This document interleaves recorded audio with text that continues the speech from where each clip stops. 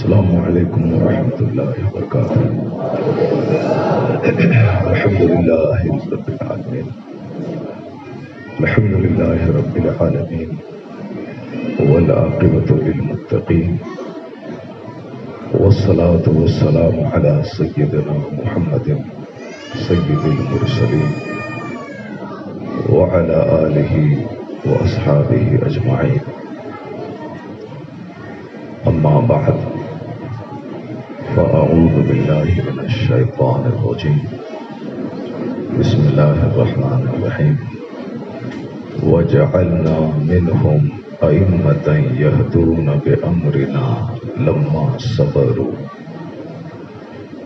آمنت باللہ صدق اللہ العظیم وصدق رسوله النبی الکریم ونحن على ذلك لمن الشاہدین والشاکرین والحمد للہ رب العالمین۔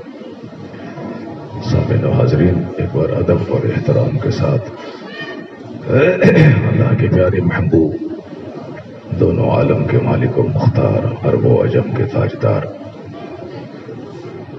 سید ابرار و اخیار، محبوب پروردگار جناب محمد رسول اللہ صلی اللہ علیہ وسلم کی بارگاہ عالی وقار میں نذرانہ درود پیش کرنے کی سعادت حاصل کریں۔ پڑھیے اللہم صلی علی سیدنا و مولانا محمد معدن الجود والکرم وآلہ وبارک وسلم، صلاۃ و سلام علیک یا رسول اللہ۔ اللہ تبارک و تعالی کی اس دنیا میں مختلف خوبیوں کے لوگ، مختلف رنگ کے لوگ یہاں موجود ہیں۔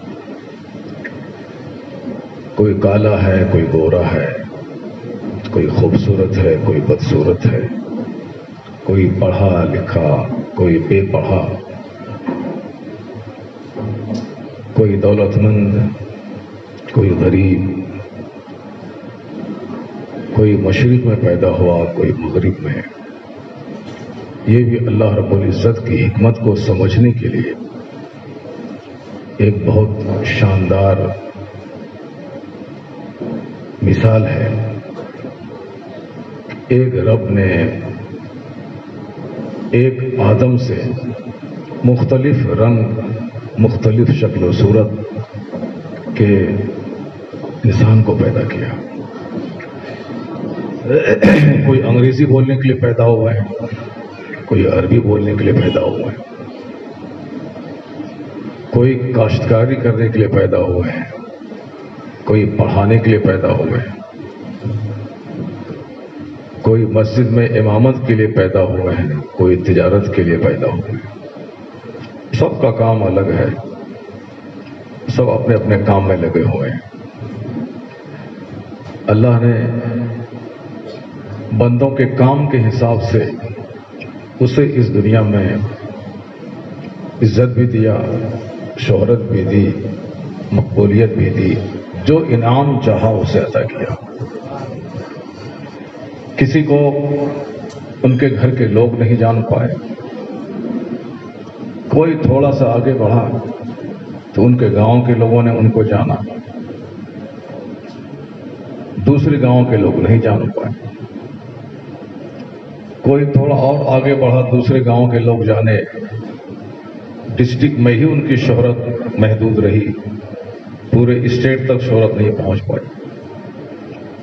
کروڑوں لوگ ہیں جن کو ان کے اطراف اور علاقے کے لوگ بھی نہیں جانتے، لیکن کچھ لوگ اس خوبی اور کمال کے مالک ہوتے ہیں جنہیں اپنا خاندان، اپنا گاؤں، اپنا صوبہ، اپنا ملک ہی نہیں جانتا ہے، بلکہ اللہ کی اس دنیا میں اکثر لوگ جن کا نام بھی جانتے ہیں اور جن کے نام سے روشنی بھی حاصل کرتے ہیں اور جن کے کام کو اپنے لیے ماڈل بھی بناتے ہیں، تو ایسے لوگ جن کو کروڑوں جانے، کروڑوں لوگ جن کی زندگی سے روشنی حاصل کریں، ایسے لوگ دنیا میں گنتی کے ہوتے ہیں۔ انہیں چند گنتی کے لوگوں میں ایک نام حضور شہباز دکن کا. سبحان اللہ سبحان اللہ سبحان اللہ. وہ پیدا ہوئے دکن میں. لیکن میں دبئی گیا تھا آج سے 2 سال پہلے. وہاں مجھ سے چند احباب نے کہا کہ شہباز دکن یہاں آئے تھے. سبحان اللہ. انہوں نے کہا کہ کیا غضب کی تلاوت کرتے ہیں وہ, کیا غضب کی نعت پڑھتے ہیں وہ, کیا نقطہ آفری خطاب کرتے ہیں وہ. یعنی ان کی خطابت, ان کی تلاوت, ان کی نعتیہ شاعری, ان کے ترنم کے مداح صرف ہندوستان کے لوگ نہیں, بیرون ہند میں اس کا گواہ ہوں. مجھے لوگوں نے دبئی میں سنایا. کچھ دن پہلے اتر پردیش کے کسی علاقے میں گیا تھا. وہاں کہا کہ حضور شہباز دکن یہاں آئے. پیدا ہوئے ہندوستان میں چرچا ہے دبئی میں, پیدا ہوئے دکن میں چرچا ہے شمال میں, پیدا ہوئے دکن میں چرچا ہے بنگال اور بمبئی کی سرزمین میں.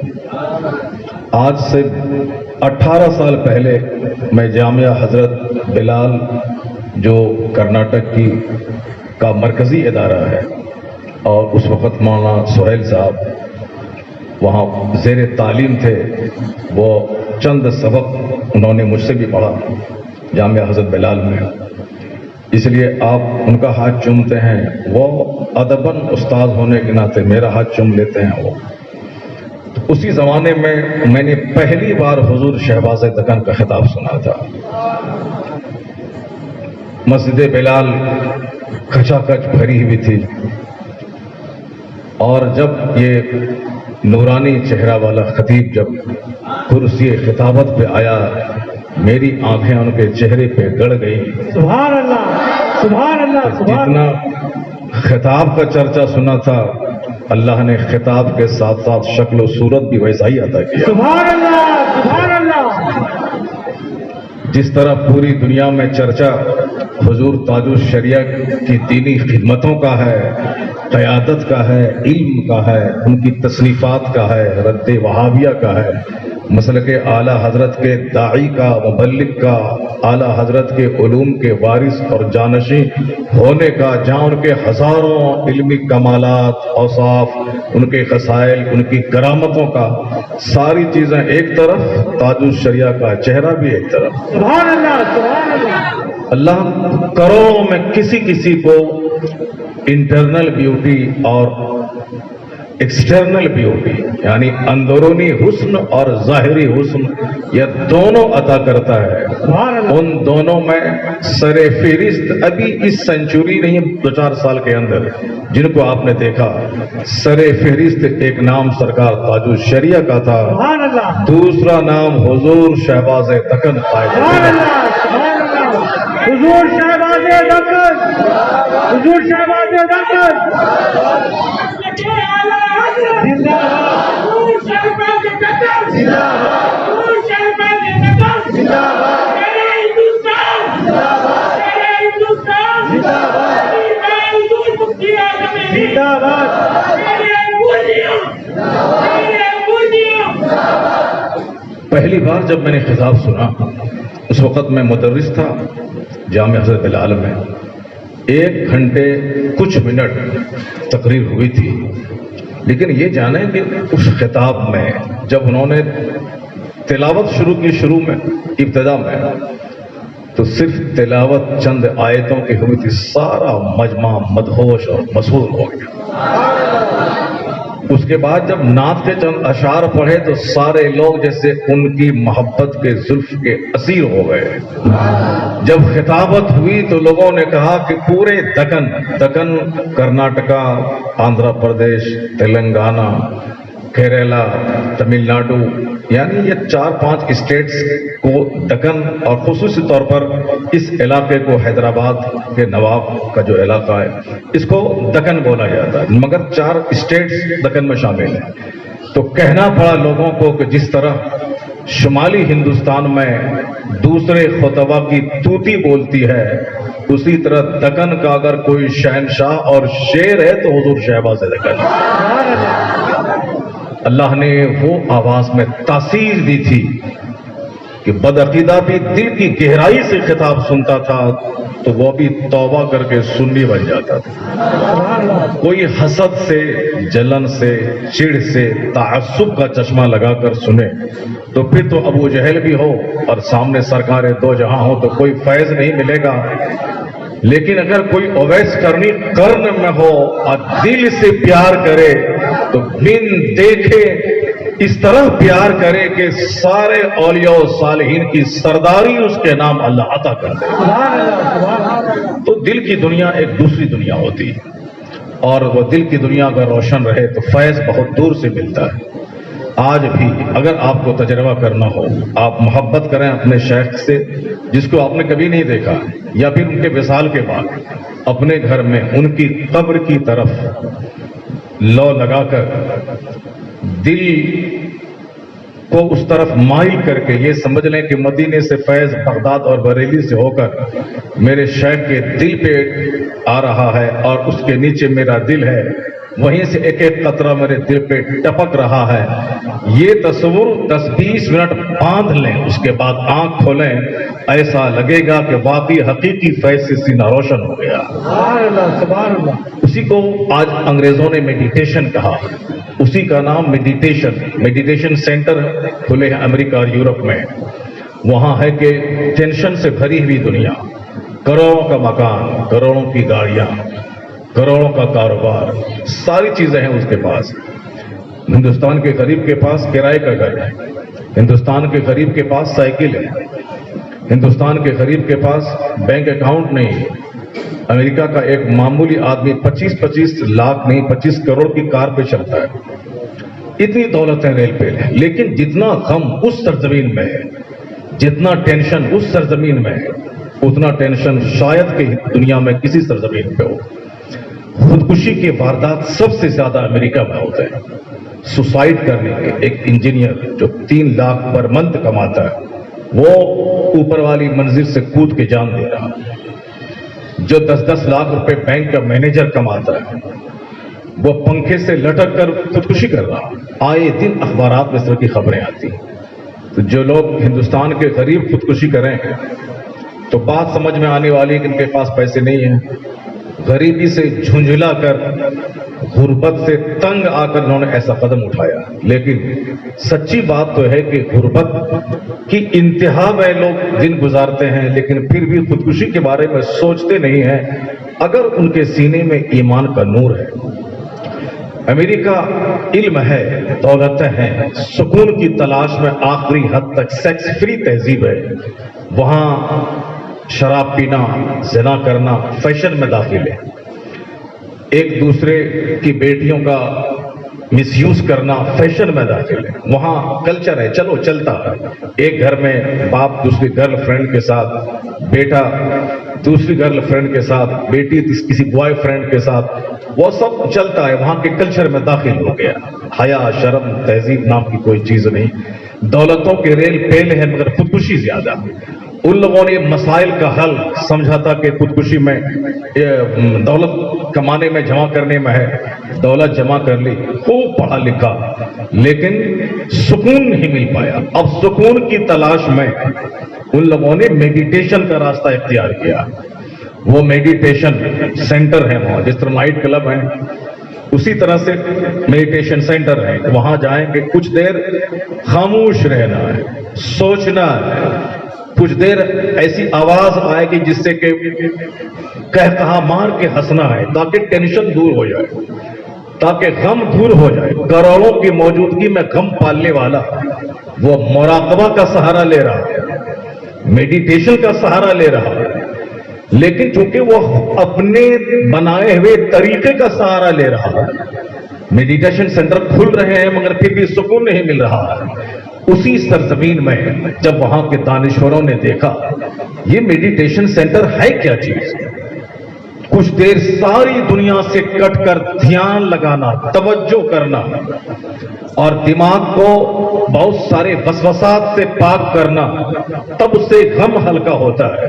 انہوں نے کہا کہ جس کی تلاش میں نے آج کی ہے، ساری دنیا سے کٹ کر ایک طرف کنسنٹریٹ ہو جانا، دھیان کیندرت کر دینا، جس کی طرف آج میری توجہ گئی ہے، یہ اسلام نے 5 وقت روزانہ نماز کی صورت میں وہ میڈیٹیشن عطا کیا ہے کہ ساری دنیا سے کٹ کر آفتاب طلوع ہونے سے پہلے ایک طرف دھیان لگانا، اور چند عمل ہے، کھڑا ہونا، پھر جھک جانا، پھر پیشانی کو زمین پہ رکھ دینا، ساری دنیا سے کٹ کر، بیوی بال بچوں سے کٹ کر، دولت سے کٹ کر، تجارت سے، سب سے الگ ہو کر دھیان لگانا۔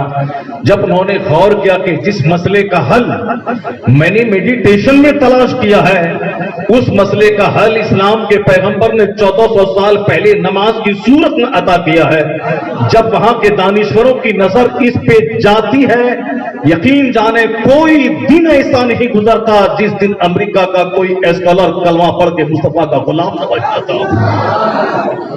وہ میڈیٹیشن سینٹر جس کی تحقیق وہاں کے دانشوروں نے آج کی، وہی میڈیٹیشن کو تصوف کی زبان میں مراقبہ کہتے ہیں، تصوف کی زبان میں محاسبہ کہتے ہیں، تصوف کی زبان میں اسے اپنے مرشد کی طرف دھیان لگانا کہتے ہیں، تصوف کی زبان میں صبح نماز فجر کے بعد اپنی پیشانی کو دونوں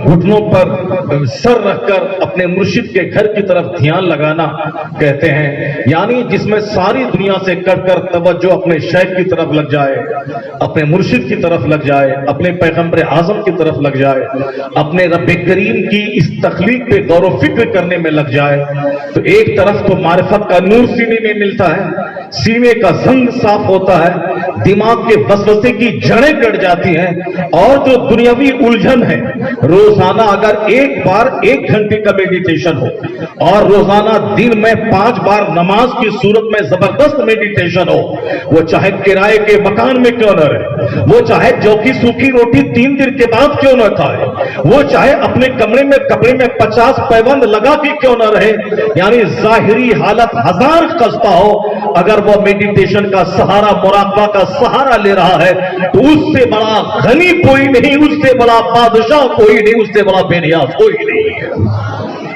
مذہب اسلام نے سکون اور چین پانے کا سب سے شاندار ذریعہ نماز کی صورت میں، عبادت کی صورت میں عطا فرمایا۔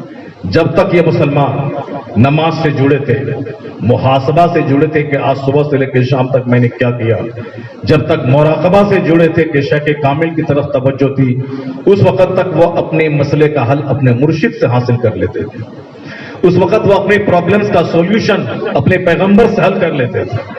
اور جس دن سے رشتہ مسجد سے ٹوٹا، محاسبہ سے ٹوٹا، اولیاء و صالحین اور اپنے شیخ کامل کی طرف توجہ سے رشتہ ٹوٹا، اس دن سے دولتیں بے تحاشا آ گئی، انجام امریکیوں جیسا ہو گیا۔ ہندوستان کے مسلمانوں کے پاس بھی کل کے مقابلے میں آج زیادہ دولتیں ہیں، لیکن شیخ کامل سے رشتہ کمزور ہو گیا۔ دولت حاصل کرنی ہو تو خانقاہ جانا ہے، تیل پانی پڑھوانا ہو تو خانقاہ جانا ہے، یا پھر دنیاوی کوئی غرض ہو تو خانقاہ جانا ہے، روحانیت کی خاطر، تصوف کی خاطر، اسپرچویلزم کی خاطر، ادھیاتمکتا کی خاطر کوئی خانقاہ نہیں جاتا۔ تو جناب شیخ کامل مفتی اعظم ہند آج سے 40 سال پہلے انہوں نے جس تصوف سے ہندوستان بر صغیر انڈو پاک کو آگاہ کیا تھا کہ تصوف نام ہے آخرت کے سنوارنے کا، تصوف نام ہے مصطفیٰ کی غلامی کا، تصوف نام ہے ساری دنیا سے کٹ کر شیخ کامل کی طرف توجہ لگانے کا، تصوف نام ہے جو کی روٹی کھا کر اللہ کی عبادت کرنے کا، تصوف نام ہے موٹا جوٹا پہن کر اللہ رب العزت نے جو ہمارا مقصد تخلیق بیان کیا ہے اس مقصد تخلیق کی تکمیل کا، जो किरण बरेली से मुफ्ती आजम हिंद ने पूरे हिंदुस्तान में बांटते थे, उसी शुआ को मुजीब अली रज़वी ने लेकर पूरे दक्कन में जब बांटना शुरू किया तो नकली बाबाओं के चंगुल में जो लोग जाकर तसव्वुफ के नाम पे अपने दीन का सौदा कर रहे थे, जब उनका दीन बचा, जब उनकी शरीयत बची, जब उनका ईमान बचा, तो कहा मेरा मुर्शिद कोई भी हो मगर मेरा मोहसिन हुजूर शहबाज़ दक्कन है। दूसरे लोगों ने दुआ तावीज करके अपनी दुकान चमकाई है, ईमान की दौलत की मुहाफिजत किसी ने की है, हुजूर शहबाज़ दक्कन ने की है। यानी हकीकी तसव्वुफ पर जो गर्द पड़ गई थी, उस दर्द के साफ करने वाले मुजाहिद का नाम शहबाज़ दक्कन है। मसलके हक को सदाकत, मसलके आला हजरत की आवाज को साउथ के घर घर पहुंचाने वाले योद्धा, ब्रेव फाइटर, दुश्मनाने दीन से लड़कर हर घर में सुन्नियत का चिराग रोशन करने वाले मुजाहिद का नाम हुजूर शहबाज़ दक्कन। एक तरफ जहां उन्होंने शरीयत की खिदमत की है, दूसरी तरफ तसव्वुफ की भी खिदमत की है, उन्होंने राहे सुलूक की खिदमत की। वरना यही हिंदुस्तान है आज से 150 साल पहले। चूंकि इंसान जब तक अच्छी सोहबतों में रहता है, दिमाग का सारा कचरा उसका साफ होता रहता है। जैसे जमीन मर जाती है जब बारिश नहीं होती है, जब बारिश नहीं होती है तो जमीन मर जाती है, जब बारिश फिर दोबारा होती है तो जमीन जिंदा होती है। अल्लाह ने इस तरह की कुरान करीम में कई मिसालें दी। जमीन में बारिश होने के बाद जैसे सुम्मा अनज़लना मिनस समाए माअन, फिर हमने आसमान से पानी को उतारा, हमने जमीन को फाड़ा, जमीन से हमने फसलें पैदा की। कज़ालिका युहिल्लाहुल मौता, अल्लाह इसी तरह मुर्दे को जिंदा करेगा जैसे अल्लाह ने जमीन को मरने के बाद जिंदा किया है। जमीन मर चुकी थी, फसल नहीं हो रही थी, बारिश बरसाया, फिर जमीन जिंदा हुई, फसल पैदा हुई। तो अल्लाह ने कहा कि इसी तरह जब इंसान मर जाएगा मैं इसे दोबारा जिंदा करूंगा और मैं फिर इससे हिसाब लूंगा कि तुम दुनिया में क्या करते थे। इस तरह की बहुत सारी मिसालें अल्लाह ने कुरान करीम में दी हैं, मैं कैसे मुर्दे को जिंदा करूंगा। उसमें से एक मिसाल है जमीन के मुर्दा होने के बाद जिंदा करने की मिसाल है। यह दिल है जो मर जाता है। जब दिल मर जाता है, मरता कैसे है? जब अच्छे लोगों से दूरियां बढ़ जाती हैं, अच्छी सोहबतों से आदमी अलग हो जाता है। नहीं ये क्या देगा, खाने पीने का जरिया। मदरसा का मौलवी वो गरीब यतीम बच्चे के पढ़ने की जगह वो पढ़ाते हैं, या खानका तो पेट पालने का जरिया, या पीर साहब ये पेट पालने का जरिया। यानी दिमाग अगर ये बैठ जाए कि मौलाना, मौलवी, शेख, पीर, फकीर, इमाम, मौज़िन ये सब पेट पालने का जरिया है, तो फिर वो कभी भी कुरान सीख नहीं पाएगा। क्योंकि कुरान कोई इंजीनियर नहीं सिखाता है। इंजीनियर अगर कुरान सिखाए तो वो एक नहीं हजारों गलतियां करेगा। इंजीनियर वो अपने शोबे का माहिर एक्सपर्ट हो सकता है, लेकिन कुरान करीम का माहिर उस वक्त नहीं होगा जब तक कि वह मदरसे की टूटी चटाई पर वो ज़ानी अदब न तय कर ले। पाकिस्तान का इंजीनियर ऑल फॉल पक के खुद गुमराह होता है, न जाने कितने हजारों को गुमराह करता है। जिस दिन से हिंदुस्तान के महाराष्ट्र का डॉक्टर वो समझा कि मैं कुरान समझ रहा हूं, समझा रहा हूं, न जाने कितने लाख नौजवान गुमराह हो गए, तबाह बर्बाद हो गए। तो जब एक काश्तकार, कल्टीवेटर, फार्मर वो सर्जरी करने लगे तो जाने कितने लोगों की जान ले लेगा। उसी तरह से अगर एक डॉक्टर वो शरीयत की बात बताने लगे तो कितने लोगों का ईमान लूट लेगा। वही हाल पाकिस्तान के इंजीनियर का हुआ, हिंदुस्तान के बंबई के उस डॉक्टर का हुआ जिसने ईमान तो बचा नहीं पाया, अलबत्ता लाखों नौजवानों के ईमान को लूटने का कारनामा अंजाम दिया। उन्होंने आलिमों के खिलाफ नफरत फैलाई कि मौलवी क्या जानने गया। उन्होंने आलिमों के खिलाफ नफरत फैला दी। यही मौलवी जो हमारे बच्चों के कान में अजान देता हो, यही मौलवी जो मेरे बच्चों को नूरानी कायदा पढ़ाकर कुरान करीम पढ़ने का सलीका सिखाता हो, यही मौलवी जो हमें कुरान पाक की तफसीर सुनाता हो, यही मौलवी जो हमें अहादीस सहाय सित्ता के मज़ामीन से बाखबर करता हो, यही मौलवी जो इल्म कलाम, इल्म हदीस, इल्म तफसीर, इल्म फिक्र, इल्म बदी, इल्म मानी, इल्म बयान से मुझे आगाह करता हो, यही मौलवी जो 20 साल तक अरबी जबान सीख कर उसकी गहराई में डूबकर फिर उसका तर्जमा उर्दू की सूरत में मेरे सामने करता हो, ये मौलाना जो मस्जिद में नमाज पढ़ाए, जो जुमा का खिताब करें, जो ईदैन में हमें दीन समझाएं, جو خانقاہ کی چٹائی پہ بیٹھ کر ہمیں دین سمجھائے. یہی عالم ربانی کبھی غوث اعظم کی صورت میں بغداد کی مردہ زمین کو زندگی عطا کرے. یہی عالم ربانی کبھی سلطان الہند خواجہ غریب نواز کی صورت میں اجمیر میں بیٹھ کر وہاں لوگوں کے سینے سے کفر اور شرک کے زنگ کو صاف کریں. یہی عالم دین جو کبھی قطب الدین بختیار کاکی کی صورت میں دہلی کی سرزمین کو سیراب کریں. یہی عالم دین کبھی محبوب الہی کی صورت میں خانقاہ میں آنے والے بڑے بڑے علماء اور مشائخ کی اصلاح کریں. یہی عالم دین کبھی عبد القادر ناگوری کی صورت میں تصوف اور مذہب اسلام کا کام کریں. یہی عالم کبھی علاء الحق پنڈوی کی صورت میں بنگال کی سرزمین کو علم سے سیراب کریں. یہی عالم دین کبھی نصیر الدین چراغ دہلوی کی صورت میں دنیا میں علم کا چراغ روشن کریں. یہی کبھی چراغ دہلی کے مرید کی صورت میں بندہ کیسود راز کی صورت میں پورے دکن میں علم اور شریعت کا چراغ روشن کریں. یہی عالم دین خانقاہوں میں نگاہوں سے نگاہیں ملا کر تفسیر اور حدیث سنا کر جس عالم نے پوری دنیا میں علم کا کام کیا ہو. آج سے 150 سال پہلے چند سر پھرا عالموں کے خلاف غیبت کرنا، عالموں کے خلاف نفرت کرنا. یہ 2% کا امام مسجد کا کیا جانے گیا، یہ 2% کا مولوی کیا جانے گیا. یعنی مالی حیثیت سے ان کی اہمیت کو گھٹانے کا ایک نیا ٹرینڈ شروع ہو گیا. یہ عالم کیا کرے گا؟ کوئی جاہل بڑا بڑا بال رکھ کر بیٹھ جاؤ اس درخت کے سائے میں. اب وہاں 2-4-10 جاہلوں کی بھیڑ لگ گئی. یہ کتب ہے، یہ ابدال ہے. اسی کی ہوا حیدرآباد میں آ گئی. صاحب جاہل کی گریڈ جو کبھی نہ پڑا ہو وہ صاحب بڑا بڑا بال، ہرا کپڑا، کالا کپڑا، پیلا کپڑا، اور کہہ دے کہ صاحب میں اجمیر میں 5 سال رہ کے میں آ رہا ہوں. 10 انگلی میں 10 انگوٹھی، لمبا لمبا بال، عورتوں کی طرح جٹا. یہ بنگال میں، بہار کی سرزمین میں، اتر پردیش میں، حیدرآباد میں، بمبئی میں اب مشہور ہو گیا. بمبئی کا دادا، بمبئی کا گھونڈا اور بمبئی کا بابا. یعنی جاہل لوگ چند سفلی کا عمل، سفلی کے زور پہ، جادو کے زور پہ چند کرتا دکھا کر جاہلوں کے ایمان کو لوٹنا اور کے پیسے کو لوٹنا شروع کیا. اب مسجدیں ویران ہیں، بابا کے پاس بھیڑ لگی ہے. جو قرآن سناتا ہے کوئی سننے والا نہیں، اور جو جھوٹ بولتا ہے، نماز چھوڑتا ہے، ان کے پاس 50 دلالوں کی بھیڑ لگی ہوئی ہے. اب کیا ہوگا مدرسے کا؟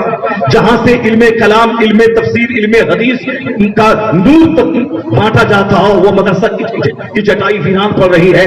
خانقاہ جہاں علم کبھی صبح میں تصوف کی صورت میں، کبھی عصر سے مغرب کے بعد مریدوں کی تربیت کی صورت میں، کبھی عشاء کے بعد تفسیر قرآن کی صورت میں، خانقاہ کا نام ہی ہے وہاں روزہ رکھوانا، جو کی روٹی کھلانا، صبح اور شام 2 گھنٹے کا درس دینا، نماز پنجگانہ کے بعد مریدوں کی اصلاح کرنا.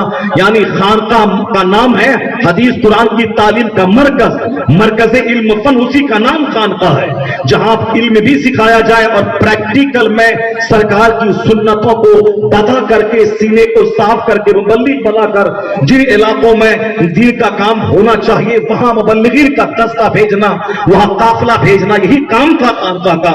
اب وہ خانقاہوں میں آ گیا تعویذ گنڈا، 10 انگلی میں 10 انگوٹھی، بابائیت، آنکھ بند کر کے سر ہلانا، جاہلوں کی جیب پہ نظر رکھنا، اور چند دلال اس کو مل گئے، اس کی بزرگی کا چرچا کرنا.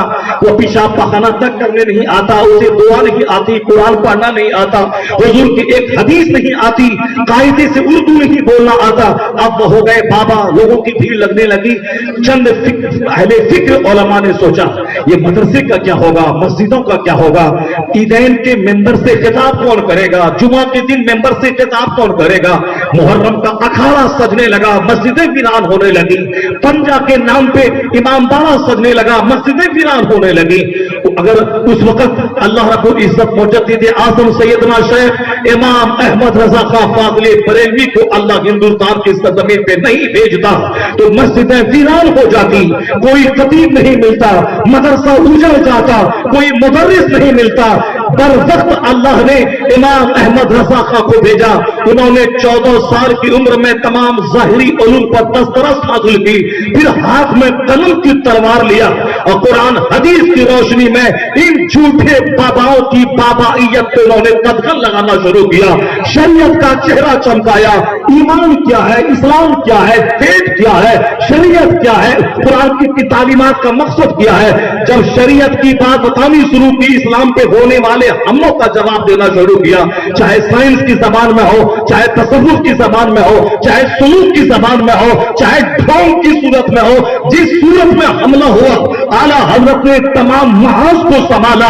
قرآن حدیث کی روشنی میں 1000 کے قریب کتابیں لکھ کر جب اسلام اور سنیت کی خدمت انجام دی تو اللہ رب العزت نے ہندوستان کے مسلمانوں کا ایمان ایسا بچایا کہ کروڑوں مسلمانوں نے دیکھا یہ ایمان لوٹتے ہیں، احمد رضا ایمان بچاتے ہیں، وہ کہنے لگے میرا پیر کوئی بھی ہو مگر سنیوں کا پیر اعظم امام احمد رضا کا فاضل بریلوی۔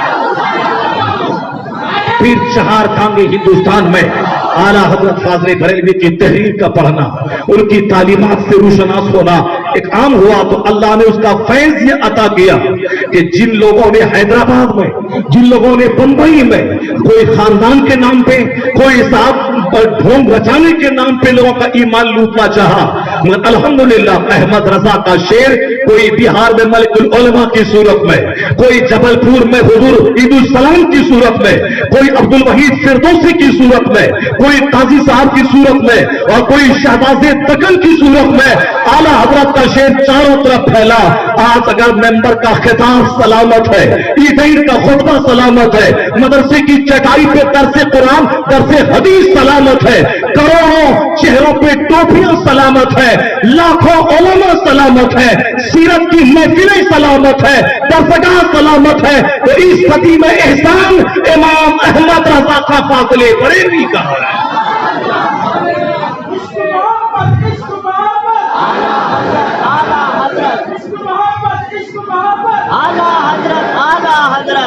ورنہ آج بھی میں دیکھتا ہوں، اگر میں بخاری شریف پڑھاتا ہوں مدرسے پہ، میں جمعہ کا خطاب دیتا ہوں، مگر جو لوگ ہمارے سماج کے بچے ہیں، انجینئر ہیں، ڈاکٹر ہیں یا اسکول کالج کے پڑھے لکھے بچے ہمارے ہیں، وہ اگر کسی تعویذ کے ذریعہ ان کا کوئی کام بن گیا تو یہ سمجھ لیں کہ میں کھڑا ہوں، میں بخاری پڑھاتا ہوں، میں ایک بڑی مسجد میں جمعہ کے دن خطاب کرتا ہوں، وہ ساری چیزیں اپنی جگہ، میں نے 10-20 کتابیں میں نے لکھی ہیں، وہ نوجوان انجینئر کچھ نہیں سمجھے گا، ایک تعویذ سے اگر ان کا فائدہ کچھ ہوا، وہ بے نمازی رہے، پیشاب کرنے کے بعد پانی تک نہ لیتا ہو، وہ سفلی جادو کا ٹونا کرتا ہو، مگر وہ انجینئر جس کا فائدہ اس جاہل سے ہوا ہے وہ ان کو سلام کرتا ہے اور مجھے سلام نہیں کرتا ہے، وہ چاہے میں کسی مسجد کا بڑا امام کون ہوں، میں صاحب بہت بڑا شیخ الحدیث کون ہوں، چونکہ اخیر زمانے میں حضور نے فرمایا ہے کہ اخیر زمانے میں مسجدیں نمازیوں سے بھری ہوں گی مگر ان کے نمازیوں کے دل ہدایت سے خالی ہوں گے۔ ٹوپی رہے گی سر پہ، قیمتی قیمتی ٹوپی، داڑھی رہے گی چہرے پر، خوب قیمتی کپڑا پہنے ہوئے رہے گا، عید کے دن 10-20 لاکھ کی گاڑی پہ چل کے عیدگاہ اور جامع مسجد آئے گا، ظاہر خوب سجا سورا رہے گا، یعنی کار بھی ہوگی، وائٹ اینڈ وائٹ بھی ہوگا، اور صاحب قیمتی سونے کی انگوٹھی بھی ہاتھ میں ہوگی، سونے کا چین بھی گلے میں پہنا ہوگا، عید کی نماز ادا کرنے کار پہ بال بچوں کے ساتھ آ رہا ہوگا، ہماری ٹوپی 500 روپے کی، ان کی ٹوپی 5000 روپے کی ہوگی، یعنی ظاہر کو خوب سجا سوار کے آئے گا۔ آیا ہے حدیث میں کہ قلوبہم، ان کے دل ہدایت سے خالی ہوں گے، ان کے دل ہدایت سے خالی ہوں گے، یعنی ایمان کا نور ان کے سینے میں نہیں رہے گا، چونکہ ان کو ایمان کی فکر ہی نہیں ہوگی، صرف ظاہر کے سجانے کی فکر ہوگی، مکان کا رنگ پینٹ خوبصورت ہو، گھر کا صوفہ گدا خوبصورت ہو، کپڑا خوبصورت ہو، گاڑی چمکیلی ہو، کاروبار چمکیلا ہو، یعنی صرف ظاہر پہ دھیان دینا، باطن لٹ جائے، دماغ میں روزانہ گندے وسوسات آئیں، دل میں عداوت ہو، حسد ہو، بغض ہو، کینہ ہو، کدورت ہو، دشمنی ہو، نفرت ہو، سب چلے گا، یعنی دل کالا ہو چلے گا، گا، صرف لباس اجلا ہونا چاہیے، گاڑی وائٹ ہونی چاہیے، مکان آج 80% لوگ اسی طرح کے ملیں گے، اور کچھ سالوں کے بعد 100% جب لوگ اسی ٹائپ کے ہو جائیں گے، انہیں باطن کے سجانے کی کوئی فکر نہ ہوگی، تو سمجھ جائیں گے کہ ایک بھی شخص مومن نہیں ہوگا، مسجد میں ہزاروں لوگ رہیں گے، کوئی مومن نہیں ہوگا۔ حضور نے کیا فرمایا اور ہم نے کیا کیا؟ جس سے میرا مطلب نکلتا ہو اسی کو سلام کرنا ہے، اسی کو سلام کرنا، چاہے بغل میں کوئی بخاری شریف پڑھانے والا، کوئی بڑی مسجد کا امام کیوں نہ ہو، کوئی مطلب نہیں۔ سلام صرف جان پہچان والوں تک محدود ہو کے رہ جائے گا۔ یہ قیامت کی علامتوں میں سے ایک ہے، جس کو حضور تاج الشریعہ نے بھی علامت قیامت، آثار قیامت نامی کتاب میں اس نشانی کو ظاہر کیا ہے کہ اخیر زمانے میں جب قیامت کے قریب دنیا پہنچنے والی ہوگی تو سلام صرف آپس کی پہچان کے لوگوں تک محدود ہو کے رہ جائے گا، جبکہ حضور نے کہا تھا افشوا السلام، سلام کو پھیلا دو، چاہے تم پہچانو یا نہ پہچانو، وہ رشتہ دار ہو یا نہ ہو، مومن ہے چاہے دور کا ہو، کسی بھی خطے کا ہو، مومن ہے سلام کرو۔ اب حضور نے صاف کہا تھا لا تدخلون الجنہ، جنت میں نہیں جاؤ گے حتی تؤمنوا، جب تک کہ مومن نہ ہو جاؤ۔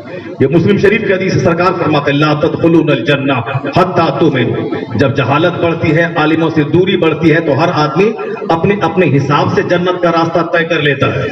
کوئی یہ سمجھتا ہے کہ ہر روزانہ قطب دکن کے مزار پہ جائیں گے تو جنت مل جائے گی، کوئی یہ سمجھتا ہے کہ ڈیلی مزار پہ اگربتی سلگائیں گے تو جنت مل جائے گی، کوئی یہ سمجھتا ہے کہ ہفتے میں ایک دن اپنے گھر میں غوث اعظم کی 11ویں کی فاتحہ دلائیں گے تو جنت مل جائے گی، چاہے کوئی آدمی کڑاکے کی سردی میں 5 ٹائم وہ برفیلے پانی سے وضو کر کے نماز پڑھے، کوئی رات میں 100 رکعت سے نفل ادا کرے، کوئی 3 دن میں پورا قرآن ختم کرے، کوئی صبح سے لے کے شام تک 40 ہزار بار درود پڑھے، کوئی کڑاکے کی سردی میں نہا دھو کر نماز پڑھے، نماز فجر قضا نہ کرے، کوئی 40 سال تک عشاء کے وضو سے فجر کی نماز پڑھے، رات میں نیند آئے تو ایک پاؤں پہ کھڑے ہو کر پورا قرآن ختم کر لے، وہ کرنے والا کیا، کتنی محنتیں کیا، وہ جانے، اس کا کام جانے۔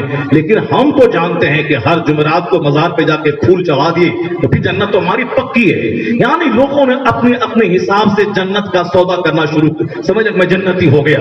جیسے یہودی انبیاء کرام کی قاتل قوم، ایک دن میں 70 نبیوں کا قتل کیا اس یہودی قوم کے لوگوں نے، لیکن پھر بھی ان کا کیا دعویٰ تھا کہ ہم جنتی ہیں، یہ نصارہ، یہ نصرانی، یہ عیسائی، یہ جہنمی ہیں، ہم اللہ کے بیٹے، ہم جنت ہم اللہ والے ہیں، نحن اولیاء اللہ، ہم اللہ کے دوست ہیں، ہم جنت ہماری ہے، جنت کوئی جنت میں نہیں جائے گا جب تک کہ وہ یہودی نہ ہو جائے۔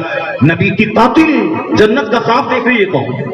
جس نے اپنے نبی کو سولی پہ لٹکانے کا ڈھونگ رچا، اپنے بازا میں خیش کے میں نے سولی دے دیا، جس نے اپنے پیغمبر کے خلاف اتنا بڑا منحوس پلان بنایا ہو، وہ بھی کہتا ہے کہ اللہ کا بیٹا ہم ہیں اور اللہ کے بیٹا کا ہم فالوور ہیں اور جنت ہماری جاگیر ہے۔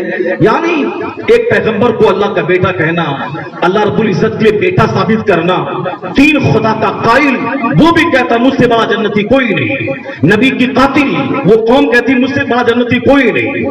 ٹھیک اسی طرح مسلمانوں میں بھی جب سے علماء کہتے ہیں نفرت، مساجد و مدارس سے دوری بڑھ گئی، تب سے کسی نے سمجھ لیا کہ میرا شیخ ہے، بس کوئی نماز روزہ کی ضرورت نہیں ہے۔ نماز ہے وہ ظاہری شکل و صورت میں کون عمل کرے؟ ظاہری شکل و صورت نماز میں کیا پڑھیں گے؟ قرآن پڑھیں گے، قرآن میں کیا پڑھیں گے؟ تبت یدا ابی لہب، یعنی ابو لہب کے دونوں ہاتھ ٹوٹ جائیں، یا ٹوٹنے کی بات نماز میں ہم کریں؟ ایک ظالم کہتا تھا نماز میں کیا پڑھیں گے؟ قرآن میں کیا پڑھیں گے؟ تبت یدا ابی لہب، اس میں ہے ابو لہب کے دونوں ہاتھ ٹوٹ جائیں، معاذ اللہ، 1000 بار معاذ اللہ۔ یعنی جتنی زبانیں اتنی باتیں، کوئی قرآن میں کہنے لگا ٹوٹنے توڑنے کی باتیں ہیں، کوئی کہنے لگا قرآن شریف میں صرف اگلوں کی کہانیاں ہیں، کوئی کہنے لگا کہ ظاہری نماز کی کیا ضرورت، ہم دل کی نماز پڑھتے ہیں۔ یعنی ان باباؤں نے نہ جانے کیا کیا شروع کیا، دل کی نماز، وہ صاحب وہ مراقبہ کی یہاں کھائے پیے، پیشاب پخانا یہاں کریں اور 5 نماز یہ مدینہ میں جا کے ادا کریں، آج چاہی لوگ تسلیم کر لیں۔ جبکہ مذہب اسلام نے اتنا آزاد کیا ہے کلمہ پڑھنے والوں کو کہ اگر کوئی خرابی امام سے صادر ہو جائے تو بعد میں نہیں، اسی وقت بر وقت वक्त उसकी नोटिस लेके कहा जाए नमाज नहीं हुई, अगर वो नमाज में कोई ऐसा काम कर जाए 3 को 4 पढ़ दे, 4 को 5 पढ़ दे, सूरह फातिहा ना पढ़े, उसमें क़िराअत ना करे, सजदा छोड़ दे, रुकू छोड़ दे, या कोई फहश गलती कर दे, तो उस वक्त मुक्तदी पीछे से कहेंगे अल्लाह अल्लाह अकबर, लुकमा देंगे। अगर वो ना माने तो उसको मिंबर से हटा करके दूसरा इमाम मुकर्रर कर देंगे। इतनी आजादी दी है। उमर फारूक आज़म रज़ी अल्लाह ताला अन्हु मेंबर पे खड़े होकर खिताब फरमा रहे हैं, कहा कि तुम लोग मेरी बात मानो, जो मैं कहता हूं सुनो, अतीउल्लाह अतीउ रसूल, अल्लाह अल्लाह के रसूल की अताअत करो और मेरी सुनो। एक शख्स खड़ा हुआ, कहा कि दूसरों को माले गनीमत से एक कमीज मिली है और आपकी कमीज लंबी है, ये कहां से आ गई? ये लंबी कमीज से कपड़े कहां से आ गए? पहले आप बताएं। खलीफतुल मुस्लिमीन, जिससे कि जिन्नात थर्राता हो, शैतान देख के भागता हो। अगर हुजूर के बाद कोई नबी होते तो मेरे फारूक आजम नबी होते। सरकार ने जिस फारूक आजम की इतनी तारीफ फरमाई, कुरान करीम में कई आयतें जो फारूक आजम की जबान में, यानी जो कलमा उनकी जबान पे जारी हुआ, उसकी तफसीर, उसकी तशरीह और हुबहू उसी कलमात की सूरत में कुरान करीम नाज़िल हुआ। यानी वो मेरे फारूक आजम जो दूत खलीफतुल मुस्लिमीन हैं, जो जन्नती हैं, अशर मुबश्शरा में दाखिल हैं, अल्लाह के रसूल के चहीते हैं, दुनिया का वो तन्हा फरमा रवा जिसके बारे में यूरोप का दानिश्वर कहा था, if any second Umar would in the world the entire world accept इस्लाम, यानी अगर कोई दूसरा फरमा रवा आदिल बादशाह उमर फारूक की तरह कोई दूसरा और हो गया होता तो सारी दुनिया कलमा पढ़ के मुसलमान हो गई होती। यानी वो फारूक आजम, उसको बरसरे मिंबर एक शख्स खड़े होकर कहता है कि आपकी बात कैसे माने? एतराज है कि दूसरों की कमीज छोटी, आपकी कमीज लंबी है। उन्होंने कहा हाँ, माले गनीमत के तौर पर तो एक ही कपड़ा मिला था, लेकिन मेरे लड़के को जो कपड़ा मिला था उसने वो कपड़ा मुझे दे दिया है, इसलिए मेरी कमीज लंबी है। मैंने किस खयानत नहीं की है, मैंने दूसरों को मैंने अपने लिए डबल नहीं ले लिया है। अब वो शख्स कहता है आप खिताब कीजिए, मैं सुनूंगा, आप इरशाद फरमाइए, मैं मानूंगा, आपकी इताअत करूंगा।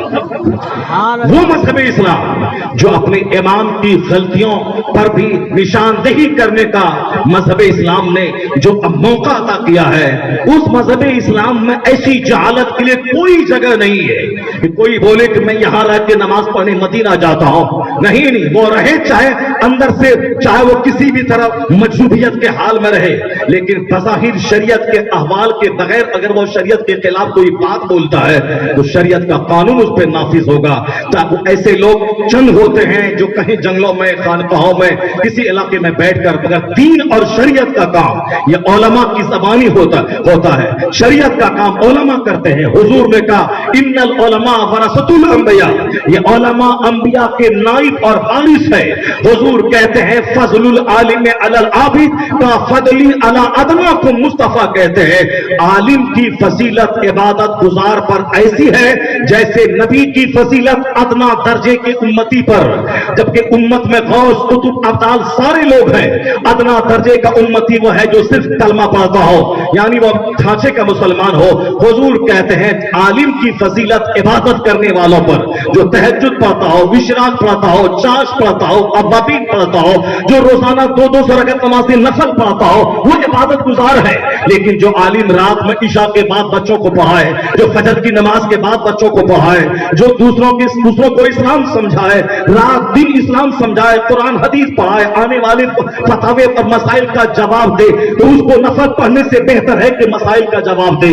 फरमाते हैं आला हज़रत अल्हम्दुलिल्लाह, मैं उस मकाम पर फाइज हूं जिस मकाम पे कि एक आलिम दीन से सुन्नते मुअक्कदा, सुन्नते गैर मुअक्कदा, ये सारे नवाफिल उससे साकित हो जाते हैं। वो अगर ना पढ़े तो कोई हर्ज नहीं, उसके लिए बेहतर है कि वो कौम के मसाइल का हल बताएं, आने वाले फतवे का जवाब दें, लोगों की मुश्किलात आसान करें। वो कहते हैं दुनिया भर से फतवे आ रहे हैं, ऐसी हालत में मैं नमाज नफल तो क्या सुन्नत मुअक्कदा भी अदा नहीं करूं तो कोई हर्ज की बात नहीं। मगर अल्हम्दुलिल्लाह तमाम फतवे का जवाब, तमाम मुश्किलात का हल देने के अलावा अल्लाह ने तौफीक दी, ना कोई सुन्नत मुअक्कदा में छोड़ता हूं, ना कोई नफल जोड़ता हूं।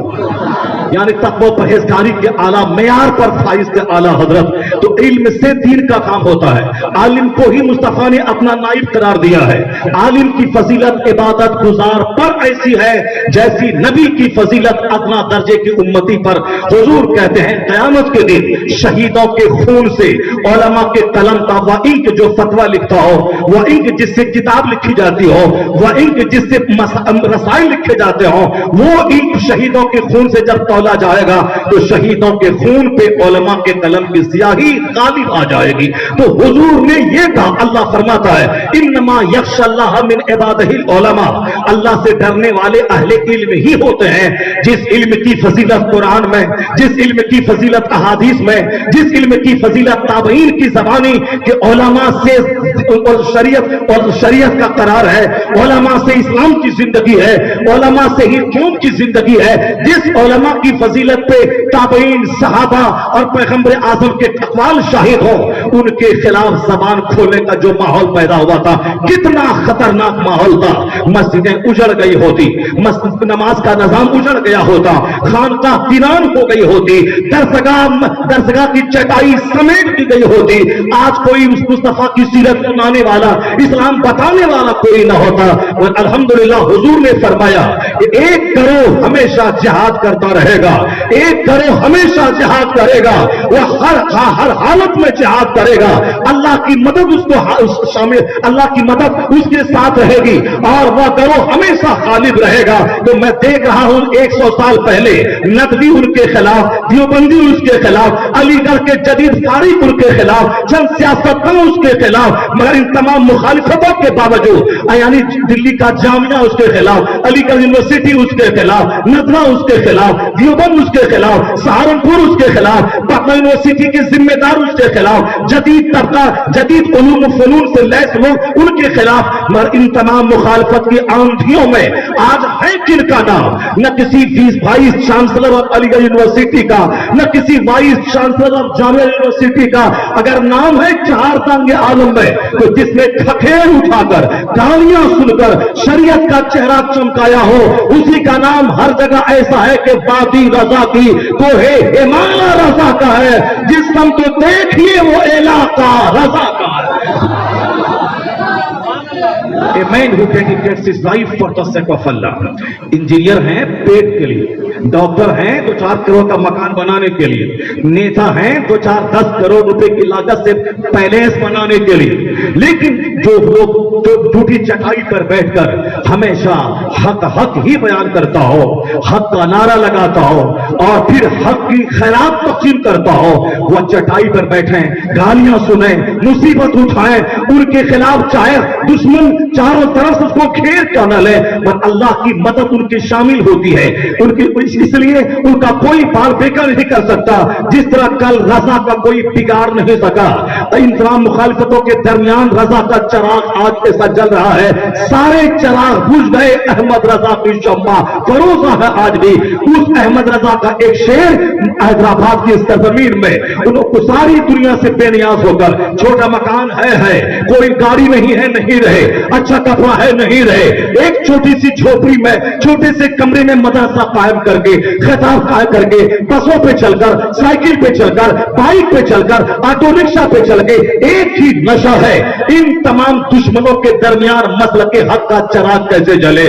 کیسے مصطفیٰ کی عزت و ناموس کا تحفظ کیسے ہو سکے؟ کون تھا وہ شخص جو کبھی جلوس نکالا کہ ہم سب کچھ گوارا کریں گے، حضور کے ناموس پہ حملہ برداشت نہیں کریں گے، وہ ہم چاہے کچھ بھی ہو 5 بچوں کو لے کر عید میلاد النبی کا جلوس نکالیں گے. کل وہ تنہا تھا لیکن آج لاکھوں لوگ اس کے کارواں میں شریک ہو گئے. وہ تنہائی میں رہنے والا، جھوپڑی میں بیٹھ کر اعلیٰ حضرت کے مشن کو آگے بڑھانے والا، ایک طرف نیتا ان کا دشمن، ایک طرف ان کا سنی ان کا حسد کرنے والا، جاہل خانقاہوں کے لوگ ان سے جلنے والے. لیکن اس جاہل خانقاہوں کے بابا دیکھ لے کہ آج ان کے جانے جاتے جاتے الوداعی سفر میں جس طرح کل تاج الشریعہ کا سفر آخری سفر یعنی وہ جنازے کا جلوس لاجواب تھا، اسی طرح آج کی اس ایک سال کے اندر میں سب سے لاجواب آخری جلوس اگر کسی کا تھا جنازے کا حضور شہباز دکن کا تھا۔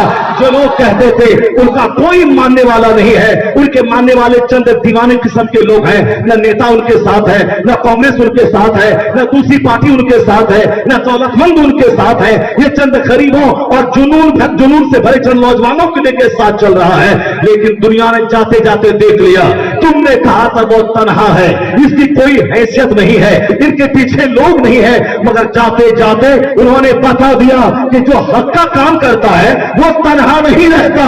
یہ 5 لاکھ کم و بیش کا ٹھاٹھے مارتا مجمع بتا دیا کہ حیدرآباد کسی جاہلوں کا شہر نہیں ہے، یہ شہر مسلک کے اعلیٰ حضرت کے ماننے والوں کا ہے، حسین کے غلاموں کا ہے، غوث کے شہدائیوں کا ہے۔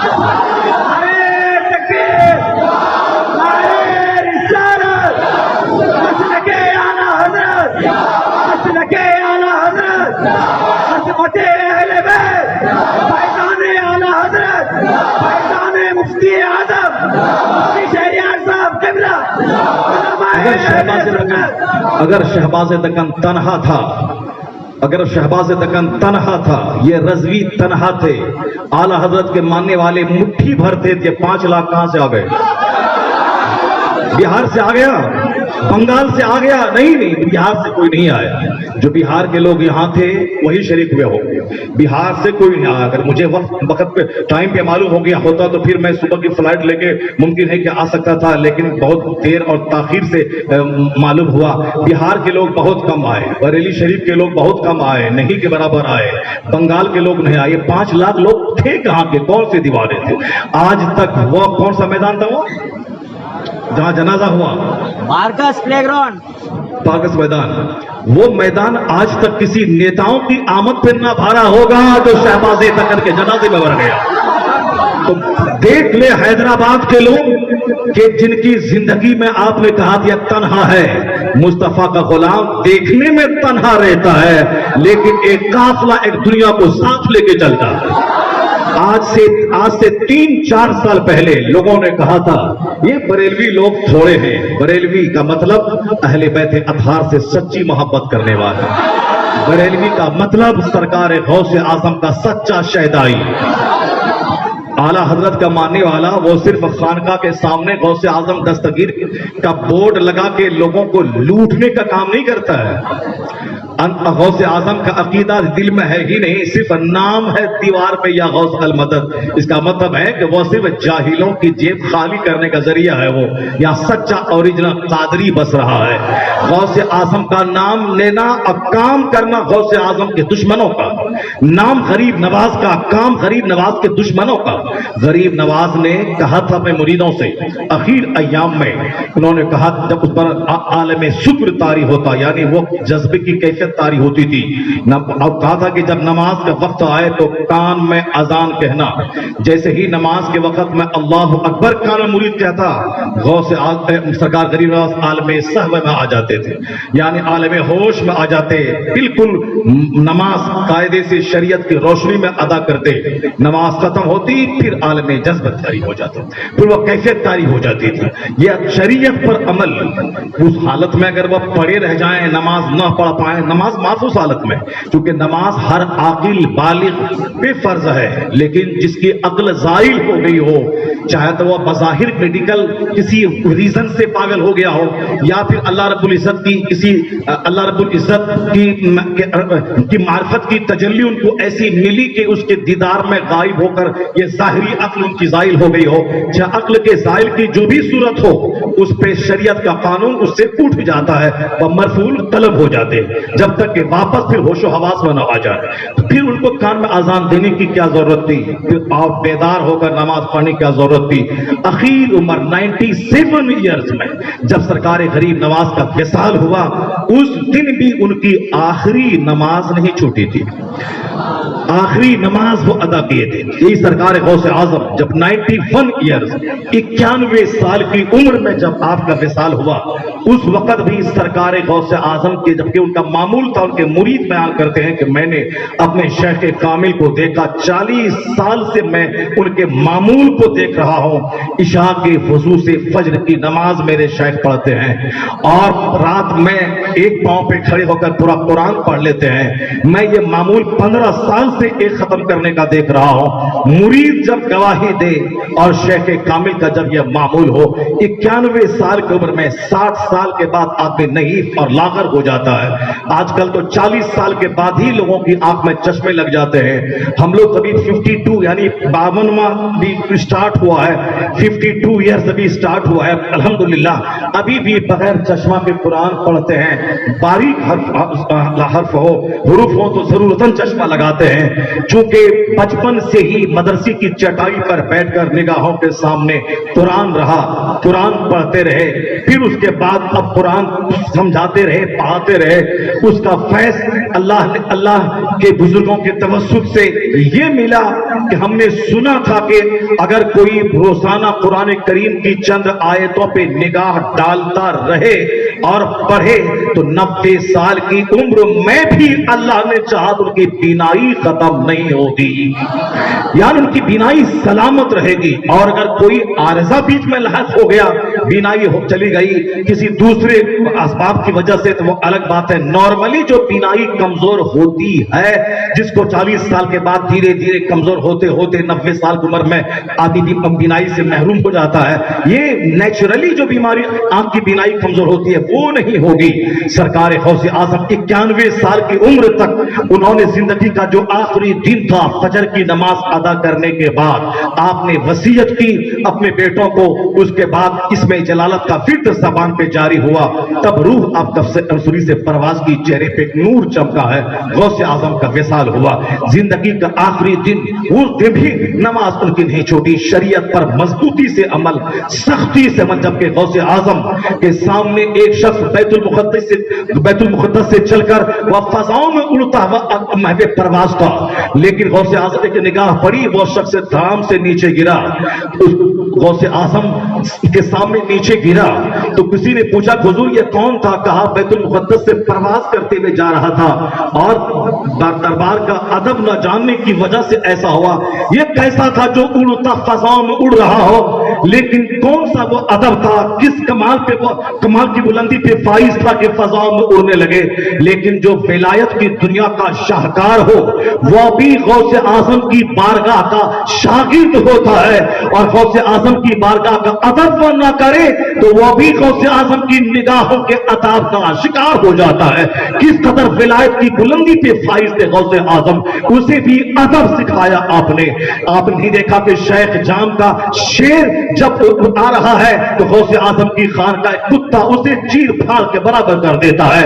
کہاں شیخ جام کا شیر ہو، کہاں غوث اعظم کے دربار کا کتا ہو. یہ کتے نے بتا دیا تم رہو شیر کسی دوسرے دربار کا، مگر یہ وہ دربار ہے یہاں کا کتا دوسرے درباروں کے شیر کے بھاری ہوتا ہے. تو ہندوستان میں حیدرآباد میں بے شمار لوگوں نے غوث اعظم کے نام کا سودا کیا، لیکن غوث اعظم کا سچا شیدائی، سچا عاشق کون تھا؟ ہندوستان میں وہ امام احمد رضا خان بریلوی تھا جنہوں نے کہا تھا کہ غوث اعظم کا ایک کتا بریلی میں ہے جو ہندوستان میں پہرا دے رہا ہے، اور وہ کتا ایسا نکلا کہ بڑی خانقاہوں کے شیروں پہ غالب آ گیا. اسی طرح احمد رضا کا فیض لے کر غوث بغداد کا ایک سگ حیدرآباد کی سرزمین میں تھا. دوسرے لوگوں نے غوث کا نام لے کر انہوں نے دین کا سودا کیا، پیٹ پالنے کا کام کیا، مگر غوث اعظم کا سچا سپاہی وہ غوث اعظم کے مسلک کا پہرا دیتا رہا. اسے نہیں چاہیے بلڈنگ، اسے نہیں چاہیے دنیا. انہوں نے فقیری کے عالم میں جو کام کیا ہے تو اس کتے نے کام کیا جو 500 سال سے خانقاہ کی دکان چمکا رہا تھا. ان کی چمک پھیکی پڑ گئی. شہباز دکن کا سکہ پورے ساؤتھ میں چل پڑا. نعرے تکبیر، نعرے رسالت، نعرے خواجہ. चमक दमक जाहिर चमक दमक। हुजूर शहबाज अख्तर खलीफा मुफ्ती आजम साहब मसलके आला हजरत कादरी का हंगामा है कि मैं कादरी हूँ कादरी हूँ कादरी हूँ कादरी हूँ, कादरी का हंगामा है। और जो गौसे आजम का आशिक और शैदाई है उससे जलन है, उससे चिढ़ है। ये कौन सा कादरी है? कौन सा कादरी वह होगा जो सरकार गौसे आजम के सारे मुखलिस दीवानों से सच्ची मोहब्बत करेगा। मन अहब्बा, जिसने मोहब्बत मन अहब्बा लिल्लाह व अबग़ज़ा लिल्लाह, जिसकी मोहब्बत और दुश्मनी का मेयार अल्लाह हो, यानी अल्लाह के लिए मोहब्बत करना, अल्लाह के लिए दुश्मनी करना, ये है ईमान की कसौटी। मोहब्बत अल्लाह के लिए, दुश्मनी अल्लाह के लिए। और यहाँ सिर्फ इसलिए कि इसका नाम चल रहा है, इसकी तूती बोल रही है, इसकी शोहरत का डंका बज रहा है, इसीलिए हम उससे चिढ़ेंगे, उसके नाम को, नाम अजमत की सूरत पर हम मिट्टी डाल देंगे, इसके नाम के गिराफ को नीचा कर देंगे। क्यों? हम, हमारा बाप बड़ा था, हम बड़े थे। ये कहां से कौन आ गया? ये खान पठान कहां से आ गया? कौन किसका डंका बज रहा है? हमारा बाप बड़ा, हम हमारा बाप बड़ा, हम बड़े, हम ये हम वो, यानी ये सब होता है। का हुजूर ने कहा था, जिसका अमल पीछे कर दिया हो, जिसका अमल पीछे कर दिया हो, उसको उसका नसब आगे नहीं बढ़ा पाएगा। हुजूर ने कहा था, ए फातिमा, दुनिया में कुछ मांगना हो मुझसे मांग ले, कयामत के दिन कोई किसी के काम नहीं आएगा। ये सरकार ने डराने के लिए, अपने गुलामों को कयामत की हौलनाकी से बचने की तदबीर करने के लिए, अल्लाह रब्बुल इज्जत की शाने बेनियाजी दिखाने के लिए, कुरान की आयत की तफसीर बयान करने के लिए, यौम यफिरुल मर्उ मिन अखी व उम्मिही व अबी व साहिबतिही व बनी। अल्लाह कहता, डरो उस दिन से जिस दिन भाई भाई से भागेगा, माँ बाप औलाद से भागेंगे, औलाद वालिदैन से भागेगी, कोई किसी का पुरसाने हाल ना होगा, सब अपनी अपनी फिक्र में रहेंगे, कोई किसी को एक नेकी नहीं देगा। यौम यफिरुल मर्उ मिन अखी व उम्मिही व अबी, डरो उस दिन से जिस दिन भाई भाई से भागेगा, माँ बाप औलाद से भागेंगे, औलाद वालिदैन से भागेगी। वो खतरनाक दिन क़यामत का, जिस बीवी की खातिर झूठ बोलकर कमाया, जिस औलाद की खातिर नमाजें छोड़कर पैसा कमाया, एक नेकी की खातिर अगर बाप जहन्नम में जा रहा होगा, बेटे के सामने भीख मांगेगा कि 60 साल मैं 25 साल पढ़ाई की, 40 साल नौकरी की, मैंने नमाजें छोड़कर तेरे लिए पैसा कमाया, रात के 10 घंटे फैक्ट्री के दरवाजे पे दरबानी करके 10,000 महीना कमा के मैंने तुझे पाला, रात रात भर ओवर टाइम ड्यूटी करके मैंने कमा के तुझको पाला, तुझको घर बना के दिया। एक नेकी घटी है जन्नत जाने में, एक नेकी दे दे। बेटा बोलेगा, दुनिया होती तो खून दे देते, ये आखिरत है, कोई किसी का पुरसाने हाल ना होगा। शौहर मांगेगा बीवी से, बीवी नहीं देगी, बीवी मांगेगी शौहर से, शौहर नहीं देगा। तो जब तो क़यामत के दिन कोई किसी का पुरसाने हाल ना होगा, तो बच्चों की खातिर अपनी आखिरत को लुटाना, बीवी की खातिर नमाजें छोड़ना, बाल बच्चों की मोहब्बत में शरीयत का मजाक उड़ाना, ये कहीं किसी तरह की अक्लमंदी नहीं है। हुजूर ने फरमाया है, मिन शर्रिन नास मंज़िलतै यौमल क़यामा अज़हबा आखिरतहु बिदुनिया गैरिही, यानी क़यामत के दिन मर्तबे के एतबार से सबसे बुरा शख्स वह होगा जो दूसरों की दुनिया सजाने के लिए अपनी आखिरत को तबाह कर दिया होगा। सबसे बुरा शख्स क़यामत के दिन वह होगा जो दूसरों की दुनिया बनाने के लिए अपनी आखिरत को तबाह किया होगा। अब क्या है, बाल बच्चों को पाला जाएगा मगर अपना ईमान बचा के, अपनी आखिरत संभाल के, मकान बनाया जाएगा मगर अपनी नमाज रोजा हज और ज़कात बचा के, नमाज लूटा के बिल्डिंग नहीं, उससे बेहतर है फुटपाथ पे रहना। ईमान लूटा के नौकरी नहीं, उससे बेहतर है 5 घंटे की मजदूरी करके 200 रुपए कमा के हलाल रोजी बच्चों को खिलाना, उनको हराम की नौकरी को छोड़ देना। यानी जब इस आखिरत वाली सोच पैदा हो जाएगी, कोई नमाज छोड़कर, झूठ बोलकर, रिश्वत लेकर, हराम तरीके से नहीं कमाएगा। ये दूसरों की जमीन पे गासिबाना कब्जा करना, दूसरों की जमीन लूट लेना, दूसरों के मकान पे गासिबाना होंडागिर्दी करके कब्जा कर लेना, नमाज रोजा छोड़ के सिर्फ पैसा पैसा करना, ये दलाली करके बाल बच्चों का हक, फूफी का चची चाचा का हक मार, चचेरी बहन का हक मार के, फूफी का हक मार के जमीन पे कब्जा करना, ये जो दुनिया में तमाशा है, रात रात भर जाके डकैती करके धोखाधड़ी करके कमाना, सिर्फ इसलिए कि आखिरत की फिक्र कम हो गई, हिसाब किताब का डर दिमाग से निकल गया। वरना ये आयत करीमा जब दिमाग में रहे कि जिस दिन भाई भाई से भागेगा, औलाद वालिदैन से भागेगी, माँ बाप औलाद से भागेंगे, जहां माँ अपने बच्चे को सीने से लगा के रात भर सोती है, बच्चे को बुखार लगे तो वह खुद ताप जाती है, बच्चा एक्सीडेंट कर जाए तो माँ खुद मरने के करीब पहुंच जाती है। ये सारा ड्रामा इस दुनिया का है। आखिरत में ये सब कुछ नहीं चलेगा, कोई किसी का पुरसाने हाल ना होगा। ये है आयत करीमा की तफसीर, ताकि बेटे की मोहब्बत में तुम काफिर ना हो जाओ, बीवी की मोहब्बत में तुम नमाज न छोड़ दो, घर मकान छोटा सा मकान बनाने के चक्कर में शरीयत का मजाक न उड़ाओ। मकान चाहिए मगर नमाज रोजा संभाल के, नौकरी चाहिए मगर ईमान नमाज रोजा संभाल के, औलाद की शादी हो मगर दीन ईमान शरीयत बचा के। तो जो दीन ईमान बचा के मकान बनाया वो बहादुर है, जो दीन ईमान बचा के कार खरीदा वो बहादुर है, जो दीन ईमान लुटा के 50 खरब का मकान बना ले, 50 करोड़ की गाड़ी खरीद ले, वह कौड़ी के दीन है।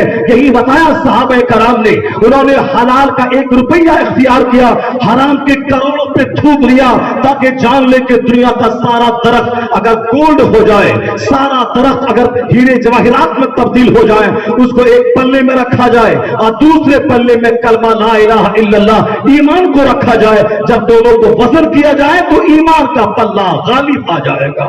वह ईमान जो सबसे वजनी चीज है, जिससे करोड़ों लोग महरूम है, अगर अल्लाह ने वह ईमान आपको दिया है तो समझ जाए कि सबसे बड़ा धनवान अल्लाह ने आपको बनाया है। तो दुनिया भर का सबसे बड़ा मालदार अमेज़न कंपनी का मालिक, अगर मैं सदाकत की रोशनी में बयान करूं, वह मोमिन नहीं है।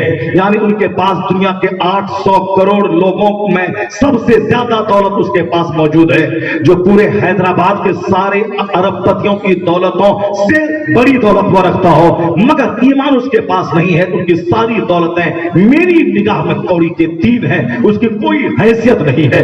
हिंदुस्तान के मुकेश अंबानी हिंदुस्तान के 150 करोड़ लोगों में सबसे बड़े दौलतमंद हैं, इतनी दौलतें उसके पास हैं, लेकिन उनके पास ईमान नहीं है। तो मेरी निगाह में एक तिनके की हैसियत भी उनकी दौलतों की नहीं है।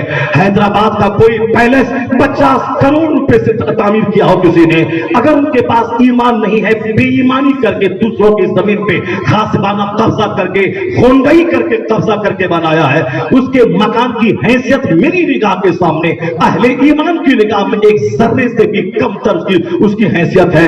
असल चीज है ईमान की हैसियत, तकवा की हैसियत। और वह ईमान जिसके पास है वह समझ ले कि बिल गेट्स से भी वह बड़ा है, मुकेश से भी वह बड़ा है, अमेज़न कंपनी के मालिक से बड़ा है, टाटा बिरला से बड़ा है, हिंदुस्तान के प्रधानमंत्री से वह बड़ा है। जब ईमान जिसके पास है और वह उस अकीदे और मसलक पर मजबूती से कायम है, वह परवाह न करे कि मेरे पास आमदनी 5000 की है, मेरे पास खुद का मकान नहीं है, मेरे पास गाड़ी नहीं है। क्या वो चाहता है कि उनको अमेज़न कंपनी के मालिक की तरह दौलत हो जाए, अभी उनका ईमान लूट लिया जाए? वो कहेगा नहीं, ऐसा नहीं चाहिए, मुझे ईमान चाहिए, मैं दुनिया का सबसे बड़ा दौलतमंद नहीं बनना चाहता। तो अल्लाह ने तुम्हें वो ईमान की दौलत दे ही दिया है, फिर क्यों फिक्र है मकान की, फिर क्यों फिक्र है गाड़ी की, फिर फिक्र है मकान की? कोई बताए तो सही, पूरे हैदराबाद में जाने किस किस ने क्या क्या, किसने कौन सा काम नहीं किया। जो कल फकीर था आज उसके पास 10 बंगला है, कल वो सड़क पर रिक्शा चलाता था उसके पास 5 पिता मकान है। जो साहब एक छोटे नेताओं का झोला ढोता था, जो नेताओं का झोला ढोता था,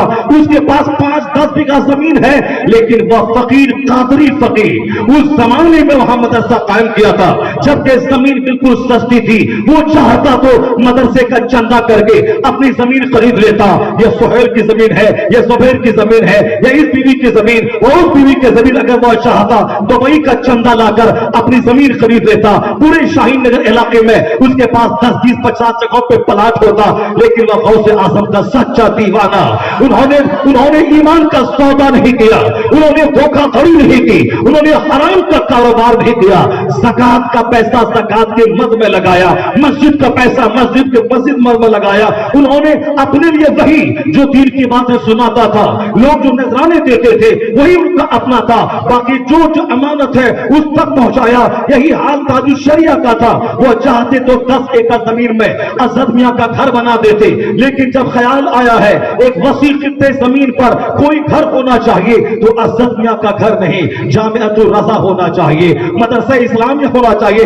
100 بیگھہ زمین خرید کر جامعۃ الرضا بنایا. اگر اسد کا گھر بناتا تو دنیا کہتی نذرانے کا غلط استعمال ہوا ہے, لیکن جامعۃ الرضا جب 100 بیگھہ زمین پہ انہوں نے تعمیر کی, دنیا دنگ رہ گئی. اگر اپنا بیٹے کا گھر بناتا صرف بیٹا عیش کرتا, لیکن 100 بیگھہ میں مدرسہ رسول قائم کر کے قیامت تک کے مسلمانوں کے بیٹوں کا گھر بنا دیا, علم و فن کا مرکز بنا دیا. اپنا گھر وہی چھوٹا سا, اور مصطفیٰ کی درسگاہ کا گھر 100 بیگھہ زمین میں. اس لیے ان کے جانے کے بعد 1 کروڑ سے زیادہ لوگوں نے کہا نائب غوث اعظم ہو تو ایسا ہو, نائب اعلیٰ حضرت ہو تو ایسا ہو.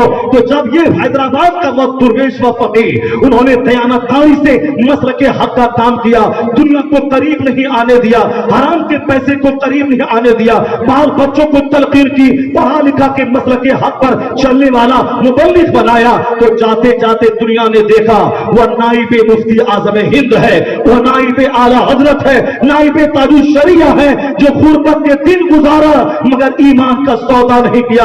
اللہ نے وہ انعام دیا جو جیے رب کے لیے, جو مرے رب کے لیے, رات دن کا سکون غارت کرے رب کے لیے, جو اپنے جسم کو بیمار بنا لے رب کے لیے, مسلک کے لیے. اب اسے تنہا نہیں چھوڑا جائے گا. اسے حیدرآباد سے اٹھایا, شہرت کے آسمان پہ پہنچایا کہ دبئی میں ان کا نام, قطر میں ان کا نام, بنگلہ دیش میں ان کا نام, پاکستان میں ان کا نام. اگر کوئی دولت مند ہوتا ان کے رشتہ دار بھی نہیں جان پاتے, مگر یہ مصطفیٰ کے دین کا خادم, غوث اعظم کے مسلک کا خادم, اعلیٰ حضرت کے مسلک کا خادم, سب کچھ لٹا کے ایمان بچا کر جب دین کا کام کیا ہے, اللہ نے حیدرآباد سے اٹھا کر کروڑوں دلوں میں ان کی محبت عطا فرما دیا.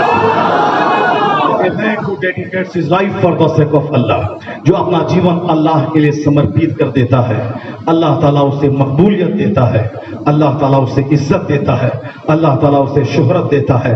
زندگی میں تو زندگی میں, مرنے کے بعد ان کی سچی مقبولیت کا پتہ چلتا ہے.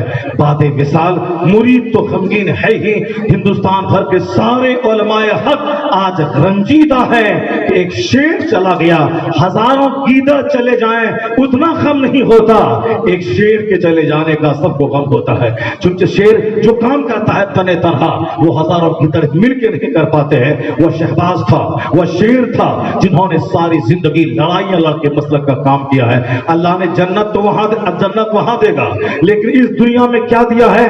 اس دنیا میں مقبولیت دی ہے, اس دنیا میں شہرت دیا ہے, اس دنیا میں عزت دی ہے, اس دنیا میں کروڑوں دلوں کی دھڑکن اس کے نام کو بنا دیا ہے.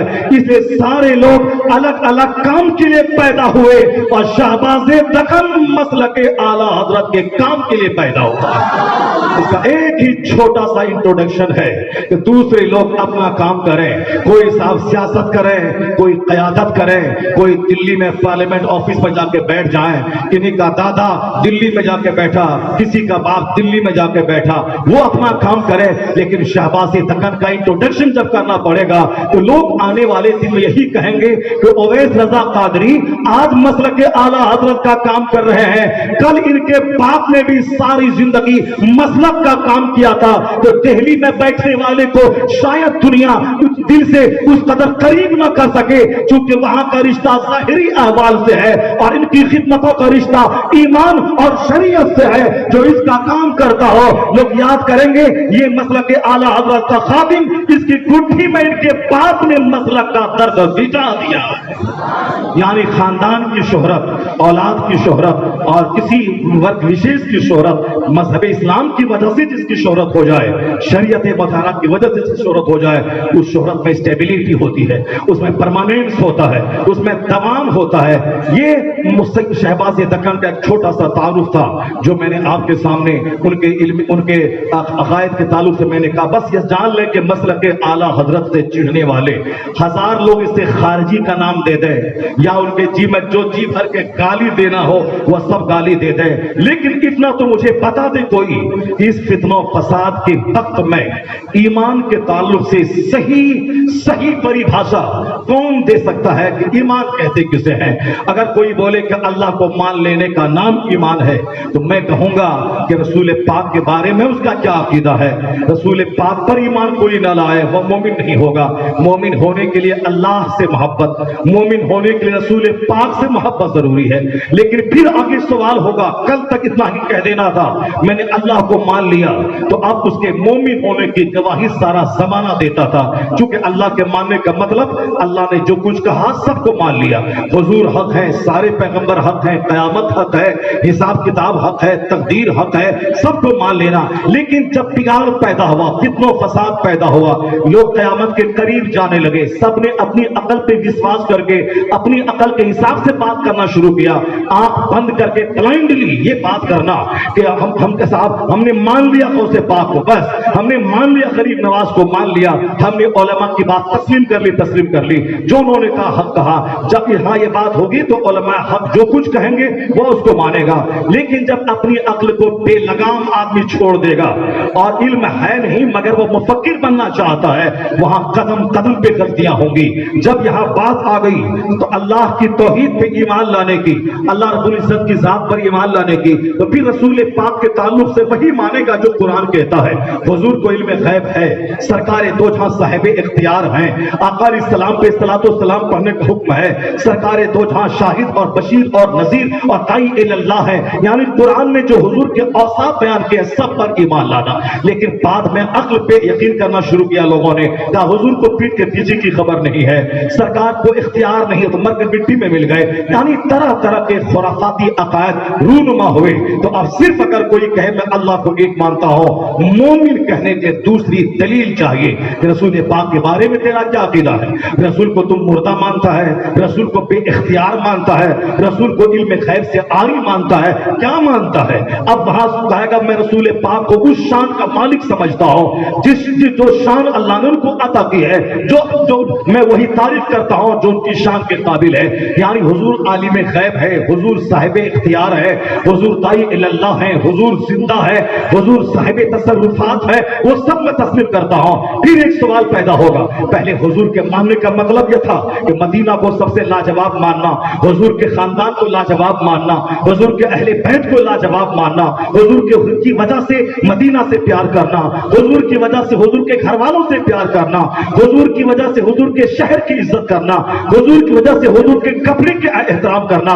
یہاں تک ہمارے عالموں نے بتایا تھا کہ جو سرکار دو جہاں کی جوتی مبارک کی توہین کرتے ہوئے جوتیاں کہتے وہ کافر ہو جائے گا، جو سرکار دو جہاں کے کسی کپڑے کی توہین کرے وہ کافر ہو جائے گا، سرکار کے شہر مدینہ کی توہین کرے وہ اسلام سے نکل جائے گا، چونکہ سرکار سے جن جن چیزوں کو نسبت ہے سب کی تعظیم فرض ہے، اور کسی کا بھی انکار کرے گا، کسی کی توہین کرے گا تو توہین مصطفیٰ ٹھہرے گی، نبی کی توہین اللہ کی توہین، اللہ کی توہین اسے کافر بنا دے گی۔ یعنی نبی اللہ کی دلیل ہے، وہ برہان ہے، اللہ کی دلیل بن کے آیا ہے، تو حضور جب اللہ کی دلیل ہے، حضور میں ڈاؤٹ ہوگا تو اللہ پہ شک ہوگا، حضور کے کمالات میں شک ہوگا، اللہ کے کمال پہ شک ہوگا۔ اس لیے بلائنڈلی حضور سے محبت، یعنی لا یؤمن احدکم حتی اکون احب الیہ من والدہ و ولدہ والناس اجمعین، مومن کامل ہونے کے لیے تمام لوگوں سے زیادہ حضور کو پیارا ماننا، اولاد والدین جان سے زیادہ حضور کو محبوب سمجھنا، یہ مومن ہونے کے لیے ضروری ہے۔ تو حضور کا گھر والا یہ سرکار دو جہاں السلام سے جڑے ہوئے ہیں، ان کی تعظیم ضروری ہے، ان کی توہین کسی بھی اینگل کسی جہت سے نہ ہو۔ اسی لیے قرآن کریم میں اہل بیت اطہار کی فضیلت پہ باتیں ہوئی ہیں، بہت سارے لوگوں نے اہل بیت اطہار کی فضیلت پہ انہوں نے ایسی تصوراتی کہانی بیان کرنے شروع کی، انہوں نے ناول گڑھ کے، افسانہ گڑھ کے، مرثیہ گڑھ کے، انہوں نے شریعت کا مذاق اڑا کر کے اہل بیت اطہار کی شان میں تعریف کرنے شروع کر دی، مرثیہ پڑھ کے اپنی طرف سے انہوں نے گڑھ کر کے، جبکہ اہل بیت اطہار ہمارے لیے ماڈل ہے، اس لیے ماڈل ہے کہ نبی محترم کے سچے ماننے کا حق نبی کے گھر والوں نے ادا کر کے دکھلا دیا۔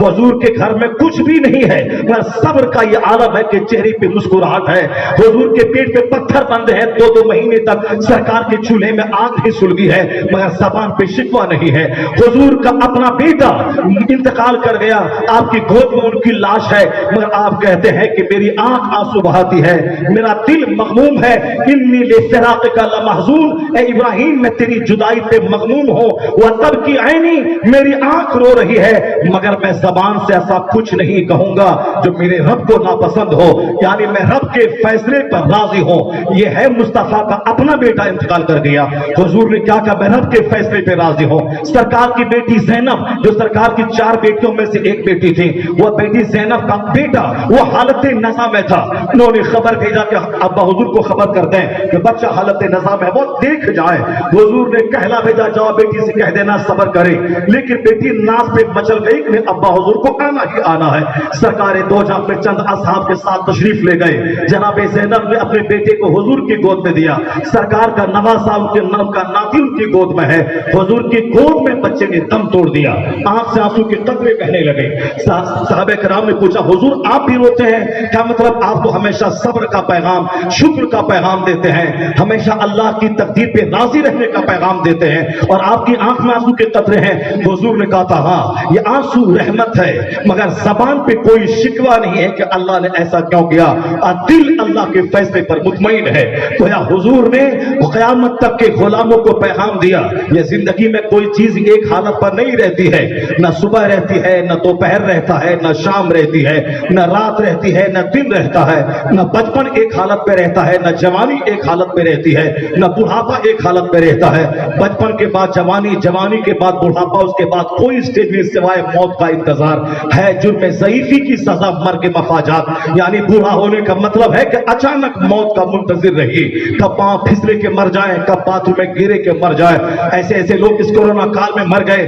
پرنب مکھرجی جو ہندوستان کا پریزیڈنٹ تھا، باتھ روم میں پاؤں پھسلا کومے میں گیا، کئی دن کے بعد مر گیا۔ رام ولاس پاسوان جو صاحب کئی وزارت کے قلمدان کو سنبھالا، جمہوریت کی باتیں کرنے والا، کرسی کی لالچ میں بھاجپا کی گود میں جا کے بیٹھ گیا، RSS والوں کی گود میں، لیکن وہ عیش نہیں کر پایا اس کورونا کال میں، وہ بھی چل بسا۔ ارون جیٹلی جو وزیر خزانہ ہندوستان کا تھا، جو عیش کرتا تھا RSS کی گود میں بیٹھ کر، وہ بھی نہیں رہا، وہ بھی چلا گیا۔ شیلا دکشت جو دہلی کی CM تھی، کیا ٹھاٹ باٹ شاندار، سینکڑوں کاریں آگے پیچھے چلتی تھیں، لیکن وہ بھی اسی کورونا کال میں دنیا سے چلی گئی۔ یعنی نہ جانے کیسے کیسے لوگ چلے گئے۔ اب اگر کوئی بے فکری کے ساتھ جی رہا ہو، وہ کہیں میں نہیں جاؤں گا، وہ وزیر گیا میں نہیں جاؤں گا، یہ بڑے سارے لوگوں کی موتیں مجھ کو بتا رہی ہیں۔ ممکن ہے کل تیری موت کا اعلان ہو جائے، کل فجر کے بعد تیری موت کا اعلان ہو۔ یعنی کورونا ہمیں جگانے کے لیے آیا ہے، ہم جس موت سے بے خبر تھے اس موت کی یاد دلانے آیا ہے۔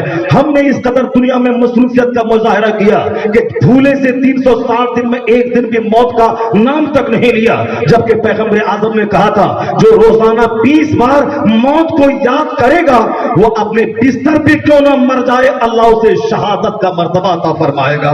یہاں ہم اپنی بیوی کے سامنے بولے میں مر جاؤں گا تو کیا کرے گی، وہ بولتی نہیں چپ رہیے، ایسا مت بولیے گا تو مر جائیے گا۔ میں ماں کے سامنے بولوں کہ میں باہر سفر کرتا ہوں میں مر جاؤں تو اماں کیا ہوگا آپ کا، یا اماں بولے کہ میں مر جاؤں تو بیٹا تم آ نہیں پاؤ گے، تو میں کیا بولتا ہوں چپ رہو مت بولو موت کا نام بولو گے تو سارے لوگ مر جائیں گے۔ قبرستان سے دفنا کا ہے تو راستے ہی میں پاؤں بھی دھو لو اور ہاتھ بھی جھاڑ لو، سب مٹی جھاڑ لو، مٹی لے کے گھر میں مت آؤ، پاؤں دھو لو باہر میں، کیونکہ مٹی قبرستان کی آئے گی تو تم مر جاؤ گے۔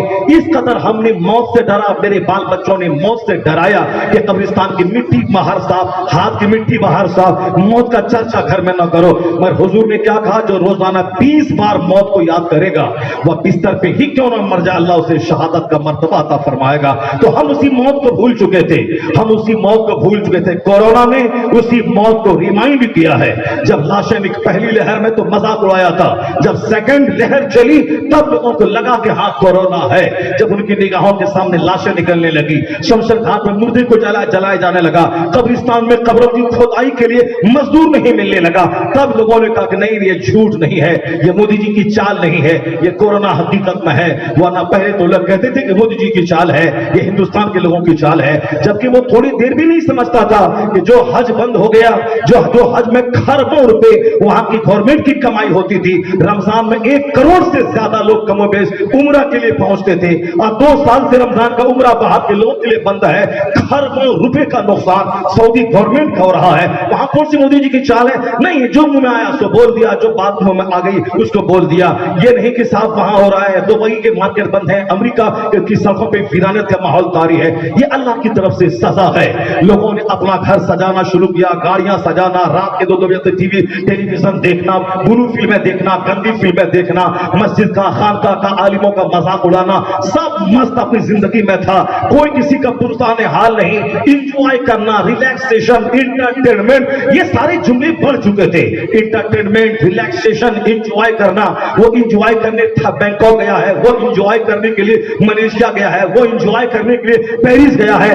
اپنا بیگانہ, کیا ہندو, کیا مسلمان, کیا سکھ, کیا عیسائی, سارے ہندوستانی امریکیوں کی غلامی کرتے ہوئے کہ صاحب وہ بینکاک گیا تھا تو ہم ملیشیا جائیں گے, ہم پیرس جائیں گے, ہم واشنگٹن ڈی سی جائیں گے, ہم نیو یارک جائیں گے, ہم لندن جائیں گے, ہم جرمنی, کینیڈا جائیں گے. یعنی ہندوستان میں گھومنا نہیں, اب باہر ودیش گھومنا, پیسوں کی فراوانی, حرام حلال جہاں تہاں سے پیسہ کمایا, ٹینشن ہے 2 مہینہ باہر گھومنے جانا ہے, یہ بال بچوں کو لے کے گھومنے جانا ہے, انجوائے کرنا ہے, عیش کرنا ہے, شراب پینا ہے, گانا گانا ہے, چڈی پہننا ہے. یا بھول گیا کہ دوسروں کے سامنے اس کو کھولنا حرام ہے, ماں کے سامنے, بہن کے سامنے, باپ کے سامنے. انگریزوں کی غلامی میں مسلمانوں کے بچے اس قدر آگے بہ گئے, چڈی پہننا, گھر میں رہنا, چاہے باہر میں رہنا, ماں باپ کے سامنے اس کا کھولنا, یہ سطر عورت اس کا چھپانا فرض ہے. اپنی بیوی کے سامنے کھولے تو کھولے, اپنی بہن کے سامنے, بیٹوں کے سامنے, بھائی کے سامنے, دوست کے سامنے. انگریزوں کی غلامی. اب کپڑا ان کے لیے ایک بوجھ ہے, کپڑا نہ پہنے. جینس پہنتا تھا پہلے, اب یہ گھر میں جائے جینس کھولے, چڈی پہن کے گھر میں گھومنے لگے, ماں باپ, بھائی بہن سب کے سامنے. یعنی بے حیائی کا مظاہرہ کرنا ہے. زناکاری چرم سیما پہ پہنچ گئی. لوگوں کو گرم غذا کھانے کے بعد زنا کرنا, اپنے شوہر سے سنتشٹی نہیں, دوسرے اجنبی مردوں سے آنکھیں لڑانا, فون سے گھنٹوں گھنٹوں باتیں کرنا, اور پھر صاحب ہوٹل میں, پارک میں, گارڈن میں, نہ جانے ریسٹورینٹ میں کہاں کہاں جانا, مستیاں کرنا. اللہ کی خوبصورت دنیا کو لوگوں نے زنا سے بھر دیا. اللہ کی حسین ترین دنیا جہاں ندی ہے, نالا ہے, ڈیزرٹ ہے, درخت ہے, جہاں خوبصورتی ہے دنیا کی, سمندر ہے, یہ ساری چیزیں حسن ہے دنیا کی. اس حسین اللہ کی دنیا کو لوگوں نے پاپ سے بھر دیا. سمندر کے کنارے زنا, 1 جنوری کو زنا, رات میں زنا, تہوار کے دن میں زنا, شراب زنا, شراب زنا, شراب زنا. سب نے دنیا کو زناکاری سے, شراب سے بھر دیا. شادی کی پہلی رات لڑکے کے لیے زندگی کی قیمتی رات ہوتی تھی, لیکن آج وہ قیمتی رات نہیں رہی. وہ شادی کی پہلی رات میں کیا ہوگا یہ تو 10 سال پہلے سے ہی اس کا مزہ چک رہا ہے. نہ لڑکی کو لڑکے میں انٹرسٹ ہے, نہ لڑکے کو لڑکی میں انٹرسٹ ہے, کیونکہ وہ بھی یوزڈ ہے, یہ بھی یوزڈ ہے, اس کے بھی 2-4 یار ہیں, اس کے بھی 2-4 یار ہیں. اللہ کی خوبصورت دنیا کو لوگوں نے زنا سے بھر دیا, شراب سے بھر دیا, گالی گلوچ سے بھر دیا, بدتمیزیوں سے بھر دیا, عالموں کی توہین سے بھر دیا, ماں باپ کے مارنے پیٹنے, گھر سے باہر نکالنے سے بھر دیا. وہ ماں باپ جو ہماری بنیاد ہے, وہ ماں باپ جو ہماری ساری کائنات ہے, جس نے سارا سکون غارت کر کے مجھ کو پڑھایا لکھایا. ایک چھوکری کے چکر میں چھوکری ایک بھی 50 مل جاتی, مگر ایک ماں روٹ گئی تو پھر کوئی دوسری ماں نہ ملے گی, ایک باپ روٹے تو کوئی دوسرا باپ نہ ملے گا. مگر میں نے اس چھوکری کے چکر میں حیدرآباد چھوڑ کے بمبئی کو مسکن بنا لیا. ماں چھوٹے, باپ چھوٹے, سب گوارا ہے. ماں باپ عزت کرنے کے قابل تھے, ہم نے اس کا اپمان کیا, اپمانت کر کے اس کے تاپا کے مار دیا. اللہ کی خوبصورت دنیا میں, امریکہ میں ناچ گانا شراب, ہندوستان اس سے پیچھے نہیں رہا, یہاں بھی شراب زنا. چائنا میں لوگوں نے کیا نہیں چھوڑا, سور کھایا, چمگادڑ کھایا, نہ جانے سانپ کھایا, بچھو کھایا, کیا نہیں کھایا.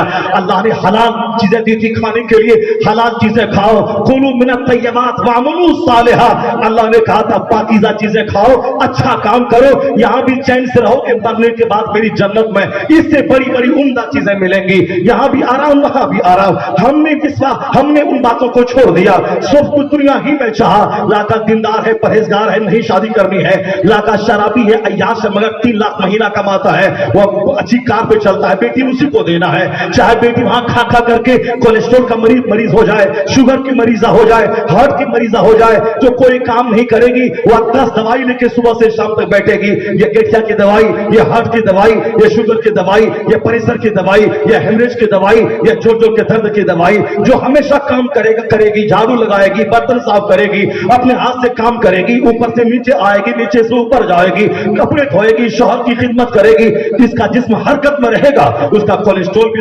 نارمل رہے گا, شوگر بھی نارمل رہے گا. اب جب آرام دہ شوہر مل گیا ہے 10 لاکھ کمانے والا, نوکرانی ہے کپڑا دھونے والی, پوچھا لگانے والی, کھانا بنانے والی, اب یہ کیا کرے گی؟ کھائے گی سوئے گی, کھائے گی سوئے گی, تو وزن اس کا 125 کلو ہو جائے گا. 125 کلو وزن ہوگا تو پھر کیا ہوگا؟ پھر وہ دوائی کھائے گی, ایک بورا دوائی صبح, ایک بورا دوائی شام لے کے بیٹھے گی. پھر اس کے بعد کیا ہوگی؟ زندگی وفا نہیں کرے گی, موت کے منہ میں جائے گی. یعنی چاہے لڑکا دیندار ہے کوئی پرواہ نہیں, مال والا لڑکا چاہیے. ہم نے اللہ کی دنیا کو پاپ سے بھر دیا. حضور نے کہا تھا جس لڑکے کا دین اور اخلاق سے تم راضی ہو اس کو اپنی بیٹی دے دے. اگر تم نے نہیں دیا تو دنیا میں فساد الکبیر, بڑا فساد پیدا ہوگا, دنیا میں زلزلہ پیدا ہوگا. جب لڑکے کی عمر 18 سال ہو جائے شادی دلا دے, لڑکی کی عمر 16 سال سے زیادہ 18 سال ہو شادی دلا دے. لڑکے کی عمر ہو گئی 40 سال, دلہن اسمارٹ ملے گی تب کریں گے. یہاں تو صاحب کالی کلوٹی مل رہی ہے, مال والی نہیں مل رہی ہے. لڑکا اسمارٹ ملے گا تب کریں گے. لڑکی کی عمر ہوگی 38 سال, یعنی جو 18 سال میں جوان ہوئی وہ 20 سال لیٹ سے اس کی گاڑی چل رہی ہے, 38 سال میں شادی ہو رہی ہے. جو صاحب اور شادی کے بعد کتنے سال تک شادی کی لذتیں اٹھائے گی, وہ پھر ایک درجن بیماری اور پریشانی الجھنوں میں گھر کر کے اولاد سے محروم ایک حسرت و مایوسی کی زندگی گزار کر دنیا سے چلی جائیں گی. ہم نے اپنے ہاتھوں سے دنیا کے آرام میں آگ لگا دیا, ہم نے قدرت کے قانون کی بغاوت کی. حضور نے کہا تھا, بخاری کی حدیث میں آیا ہے کہ جب اس کا بچہ جوان ہو جائے, شادی میں تاخیر کرے اور وہ بچے کا پاؤں پھسل جائے, زنا کرے, اس زنا میں ماں باپ بھی شریک سمجھے جائیں گے. اس کا جرم کیا ہے؟ شادی میں تاخیر کرنا, شادی میں دیری کرنا. پڑھے گا 30 سال تک, نوکری کرے گا 5 سال, اس کے بعد کما کے گھر بنائے گا تب شادی کروائیں گے. یہ ہو جائے گا 40 سال کا بڈھا ادھے, اب شادی اس کی ہوگی. اولاد نہ ہوئی تو لڑکی میں قصور ہے. اس دنیا کو لوگوں نے جرائم سے بھر دیا, پاپ سے بھر دیا. آج جب کورونا نے ایئرپورٹ کو اجاڑ دیا, ریلوے اسٹیشن کو اجاڑ دیا, بازار کی رونقوں کو چھین لیا, ہر آدمی کے گھر کو ان کے لیے جیل اور قید خانہ بنا دیا. امریکہ کی وہ سڑک جو 24 گھنٹے میں 1 منٹ کے لیے تھی, جس کی رونق پھیکی نہ ہوتی تھی, وہ سڑک کی رونقیں اجڑ گئی. چائنا سے لے کے کینیڈا, امریکہ تک سارا شہر اجڑ گیا. وہ خطرناک لاک ڈاؤن یاد کرے, اللہ رب العزت نے بندوں کی اوقات یاد دلا دی. تم نے میری خوبصورت دنیا میں سوچا کہ جو میں چاہوں گا سو کروں گا, انجوائے, ریلیکس, انٹرٹینمنٹ. اللہ نے گھر کو قید خانہ بنا کر, شہروں کی رونق اجاڑ کر, ان کی نگاہوں کے سامنے لاشوں کے انبار لگا کے بتا دیا کہ بندہ ہو, اوقات میں رہنا, خدا بننے کی کوشش مت کرنا. تمہارے چاہنے سے سب کچھ نہیں ہوتا ہے, وہی ہوتا ہے جو منظور خدا ہوتا ہے. اللہ نے بندوں کو اس کی اوقات یاد دلا دی. یہ کورونا کال, یہ ہمیں زندگی کی سچائی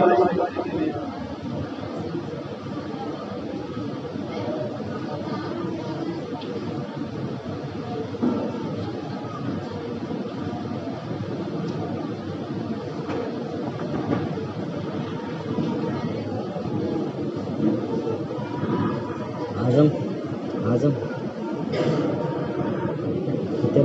درود پاک پر اللہم صلی علی سیدنا و مولانا محمد معدن الجود والکرم وآلہ وبارک وسلم صلاۃ و سلام علیک یا رسول اللہ. ہمارے مولانا صاحب کہہ رہے تھے کہ وقت کافی ہو گیا, لنگر بھی ہے, اور لنگر شہباز دکن ہے. ماشاءاللہ لنگر شہباز دکن ہے. جب شہباز دکن اس زمین پہ تھے بقید حیات, تو پھر وہ جہاں آتے تھے تو لنگر غوث اعظم, لنگر غوثیہ چلتا تھا. اب وہ غوث کا شیدائی دنیا سے گئے ہیں, تو غوث اعظم نے کہا کہ میرا لنگر کرنے والا, بانٹنے والا, اب تمہارے نام کا لنگر چلے گا. اب لنگر شہباز دکن چلے گا, مگر وہ لنگر کوئی لے کے بھاگے گا نہیں, آپ کھائیں گے ضرور. بس تھوڑی دیر مجھ کو بھی آپ سن لیں اور تھوڑی دیر برداشت کر لیں. وہ لوگ کہتے تھے حضرت آپ بھی, آپ تھوڑا کمزور ہو گئے, نڈھال ہو گئے, 2.5-3 گھنٹے خطاب کرنے والے آدمی, تھوڑا کم بولیے. لیکن یہاں کم کہاں بولا جاتا ہے. وہ تو ہمارے مودی جی ہیں, جب وہ پرچہ لے کے پڑھتے ہیں تو حلق سوکھنے لگتا ہے, پانی پینے لگتے ہیں. وہ ظاہر سی بات ہے کہ جو لوگ جھوٹ بولیں گے اور غلط بیانی سے کام لیں گے تو ان کی زبان سوکھے گی, اور پھر وہ 5 منٹ بولنے کے بعد تھک جائیں گے. آج کل تو وہ بابا بن گئے ہیں, وہ لمبی داڑھی ہو گئی ہے, صرف ٹوپی پہننے کی دیری ہے, ٹوپی پہن لیں تو بس کوئی نہیں کہے گا کہ صاحب کیا ہیں. داڑھی دیکھیں کتنی اچھی ہو گئی ہے, اب صرف ایک ٹوپی رہ گئی, بہت ٹوپی سے وہ بھاگتے تھے, داڑھی سے بھاگتے تھے, اب داڑھی تو آگے, ٹوپی کب آئے گی پتہ نہیں, ٹوپی آ گئی تو بس سمجھ لیجیے سب لوگ پھر مولوی ملائم کہتے تھے اور مولوی مودی جی کہنے لگیں گے سب لوگ. یعنی وہ بولے 5 منٹ تو زبان سوکھنے لگے, اور ان کی بولی سے پتہ چلتا تھا کہ اب ان کی زبان سوکھ رہی ہے. الحمدللہ حضور شہباز دکن ایسا زبردست خطیب تھے کہ صاحب 2 گھنٹے خطاب کرتے تھے, اور 2 گھنٹے بولنے کے بعد عام طور پر آواز آدمی کی لگ جاتی ہے اور وہ نعت پڑھنا چاہے تو پڑھ نہیں پائے گا, مگر وہ میرا شہباز ایسا تھا کہ 2 گھنٹے چیخنے کے بعد بھی جب وہ نعت پڑھتے تھے ایسا لگتا تھا کہ ہندوستان کے سارے شاعر ان کے مقتدی ہیں, یہ سب ہو کے امام نظر آ رہے ہیں. کیا آواز کی کھنک اللہ نے عطا کی تھی. آواز لاجواب, خطابت لاجواب, قرات لاجواب, نعت لاجواب, مرکز لاجواب, جنازہ لاجواب, اور دکن کے شہباز کا لنگر لاجواب. اور مجھے امید ہے کہ پہلے لوگ دب دب کے رہتے تھے, لیکن اب ان کے وصال کے بعد سارے مرید فرم میں آ گئے ہیں. ان کا بیٹا بھی اب جذبے سے بھرپور آ گیا ہے کہ میرے آقا کی روح قبر میں تڑپے نہیں کہ میں جو چمن لگا کے گیا ہوں وہ چمن اجڑ رہا ہے. نہیں, مریدوں نے بھی اب ٹھان لیا ہے کہ جب جب لوگوں نے صحابہ کی توہین کی, شہباز دکن بے چین ہو گئے, دلائل کا انبار لگا کے بتا دیا کہ تم غلط ہے اور شریعت کی یہ سچائی ہے. جب جب لوگوں نے حضرت امیر معاویہ رضی اللہ تعالیٰ عنہ کی توہین کی, شہباز دکن کا تیور خطرناک ہو گیا تھا. انہوں نے حدیث کی روشنی میں بتایا تھا کہ امیر معاویہ صحابی رسول ہے, اور کل وعد اللہ الحسنہ, سارے صحابی سے اللہ نے جنت کا وعدہ کر لیا ہے. حضور کے صحابی ہیں امیر معاویہ, حضور کے سالہ ہیں امیر معاویہ, کاتب وحی ہیں امیر معاویہ, مسلمانوں کے ماموں ہیں امیر معاویہ. حضور نے ان کے دعا کی ہے ان کے لیے, اس لیے امیر معاویہ کا بیٹا اگر وہ اہل بیت اطہار کا باغی یا ان کا قاتل ہو, بیٹے کا قصور ہو تو بیٹا جانے, اس کی ذمہ داری باپ پہ کبھی نہ آئے گی. نوح علیہ السلام پیغمبر ہیں, ان کا بیٹا کافر ہو گیا. لوط علیہ السلام پیغمبر ہیں, ان کی بیوی کافرہ ہو گئی. نوح علیہ السلام رسول ہیں, ان کا بیٹا کافر ہو گیا. جب ایک رسول اولو العزم رسول کا بیٹا کافر ہو گیا, ایک صحابی کا بیٹا اگر فاسق ہو جائے تو تعجب کی کوئی بات نہیں. بیٹے کی وجہ سے باپ کو مورد الزام ٹھہرانا یہ کہیں درست نہیں ہے. کل حضور شہباز دکن نے چیخ چلا کے صحابہ کی فضیلت پہ, اہل بیت کی فضیلت پہ خطاب کیا تھا. نبی سے جس کو پیار ہوگا, اہل بیت سے پیار ہوگا, سارے صحابہ سے پیار ہوگا, شیخین کریمین سے پیار ہوگا, قطرین کریمین سے پیار ہوگا, حسنین کریمین سے پیار ہوگا, سارے صحابہ سے پیار ہوگا, اصحاب سے, اہل بیت سے, دونوں سے جس کو پیار ہوگا اسی اہل سنت کا بیڑا پار ہوگا. جو پیغام اعلیٰ حضرت نے دیا تھا اسی پیغام کو شہباز دکن نے عام کیا ہے. امیر معاویہ کی فضیلت پر تاریخ اسلام گواہ ہے, احادیث کے اوراق گواہ ہے, وہ صحابی ہیں اس میں کوئی شک نہیں, اور سارے صحابہ حق پر ہیں. حضور نے فرمایا لا تسبوا اصحابی, میرے صحابہ کو گالی مت دے, میرے صحابہ کو گالی مت دے. تو پھر یہ گالی دینا, ان کی شان گھٹانا یہ کسی طرح اہل سنت کے خلاف نہیں ہے. اس لیے تو میں نے کہا اس دور پرفتن میں ایمان کے لیے اللہ پر یقین کے علاوہ سرکار کی سچی محبت, حضور کی محبت کرنے والا وہ 2 گروپ میں بٹ گیا. ایک نے صحابہ کی توہین کی, اہل بیت سے پیار کیا, ایک نے اہل بیت سے پیار کی توہین کی, صحابہ سے پیار کیا. وہ دونوں کرو راستے سے بھٹک گئے. اہل بیت سے پیار کرنا, صحابہ سے پیار اور تعظیم کرنا یہ مومن بننے کے لیے ضروری ہے. اب اگر دونوں سے کوئی پیار کرے آگے جانے کے بعد پھر وہاں 2 گروہ ہو گئے. ہمارے YouTube چینل حقیقی سنی دلیر قادری کو سبسکرائب کریں اور بیل آئیکن پر کلک کریں.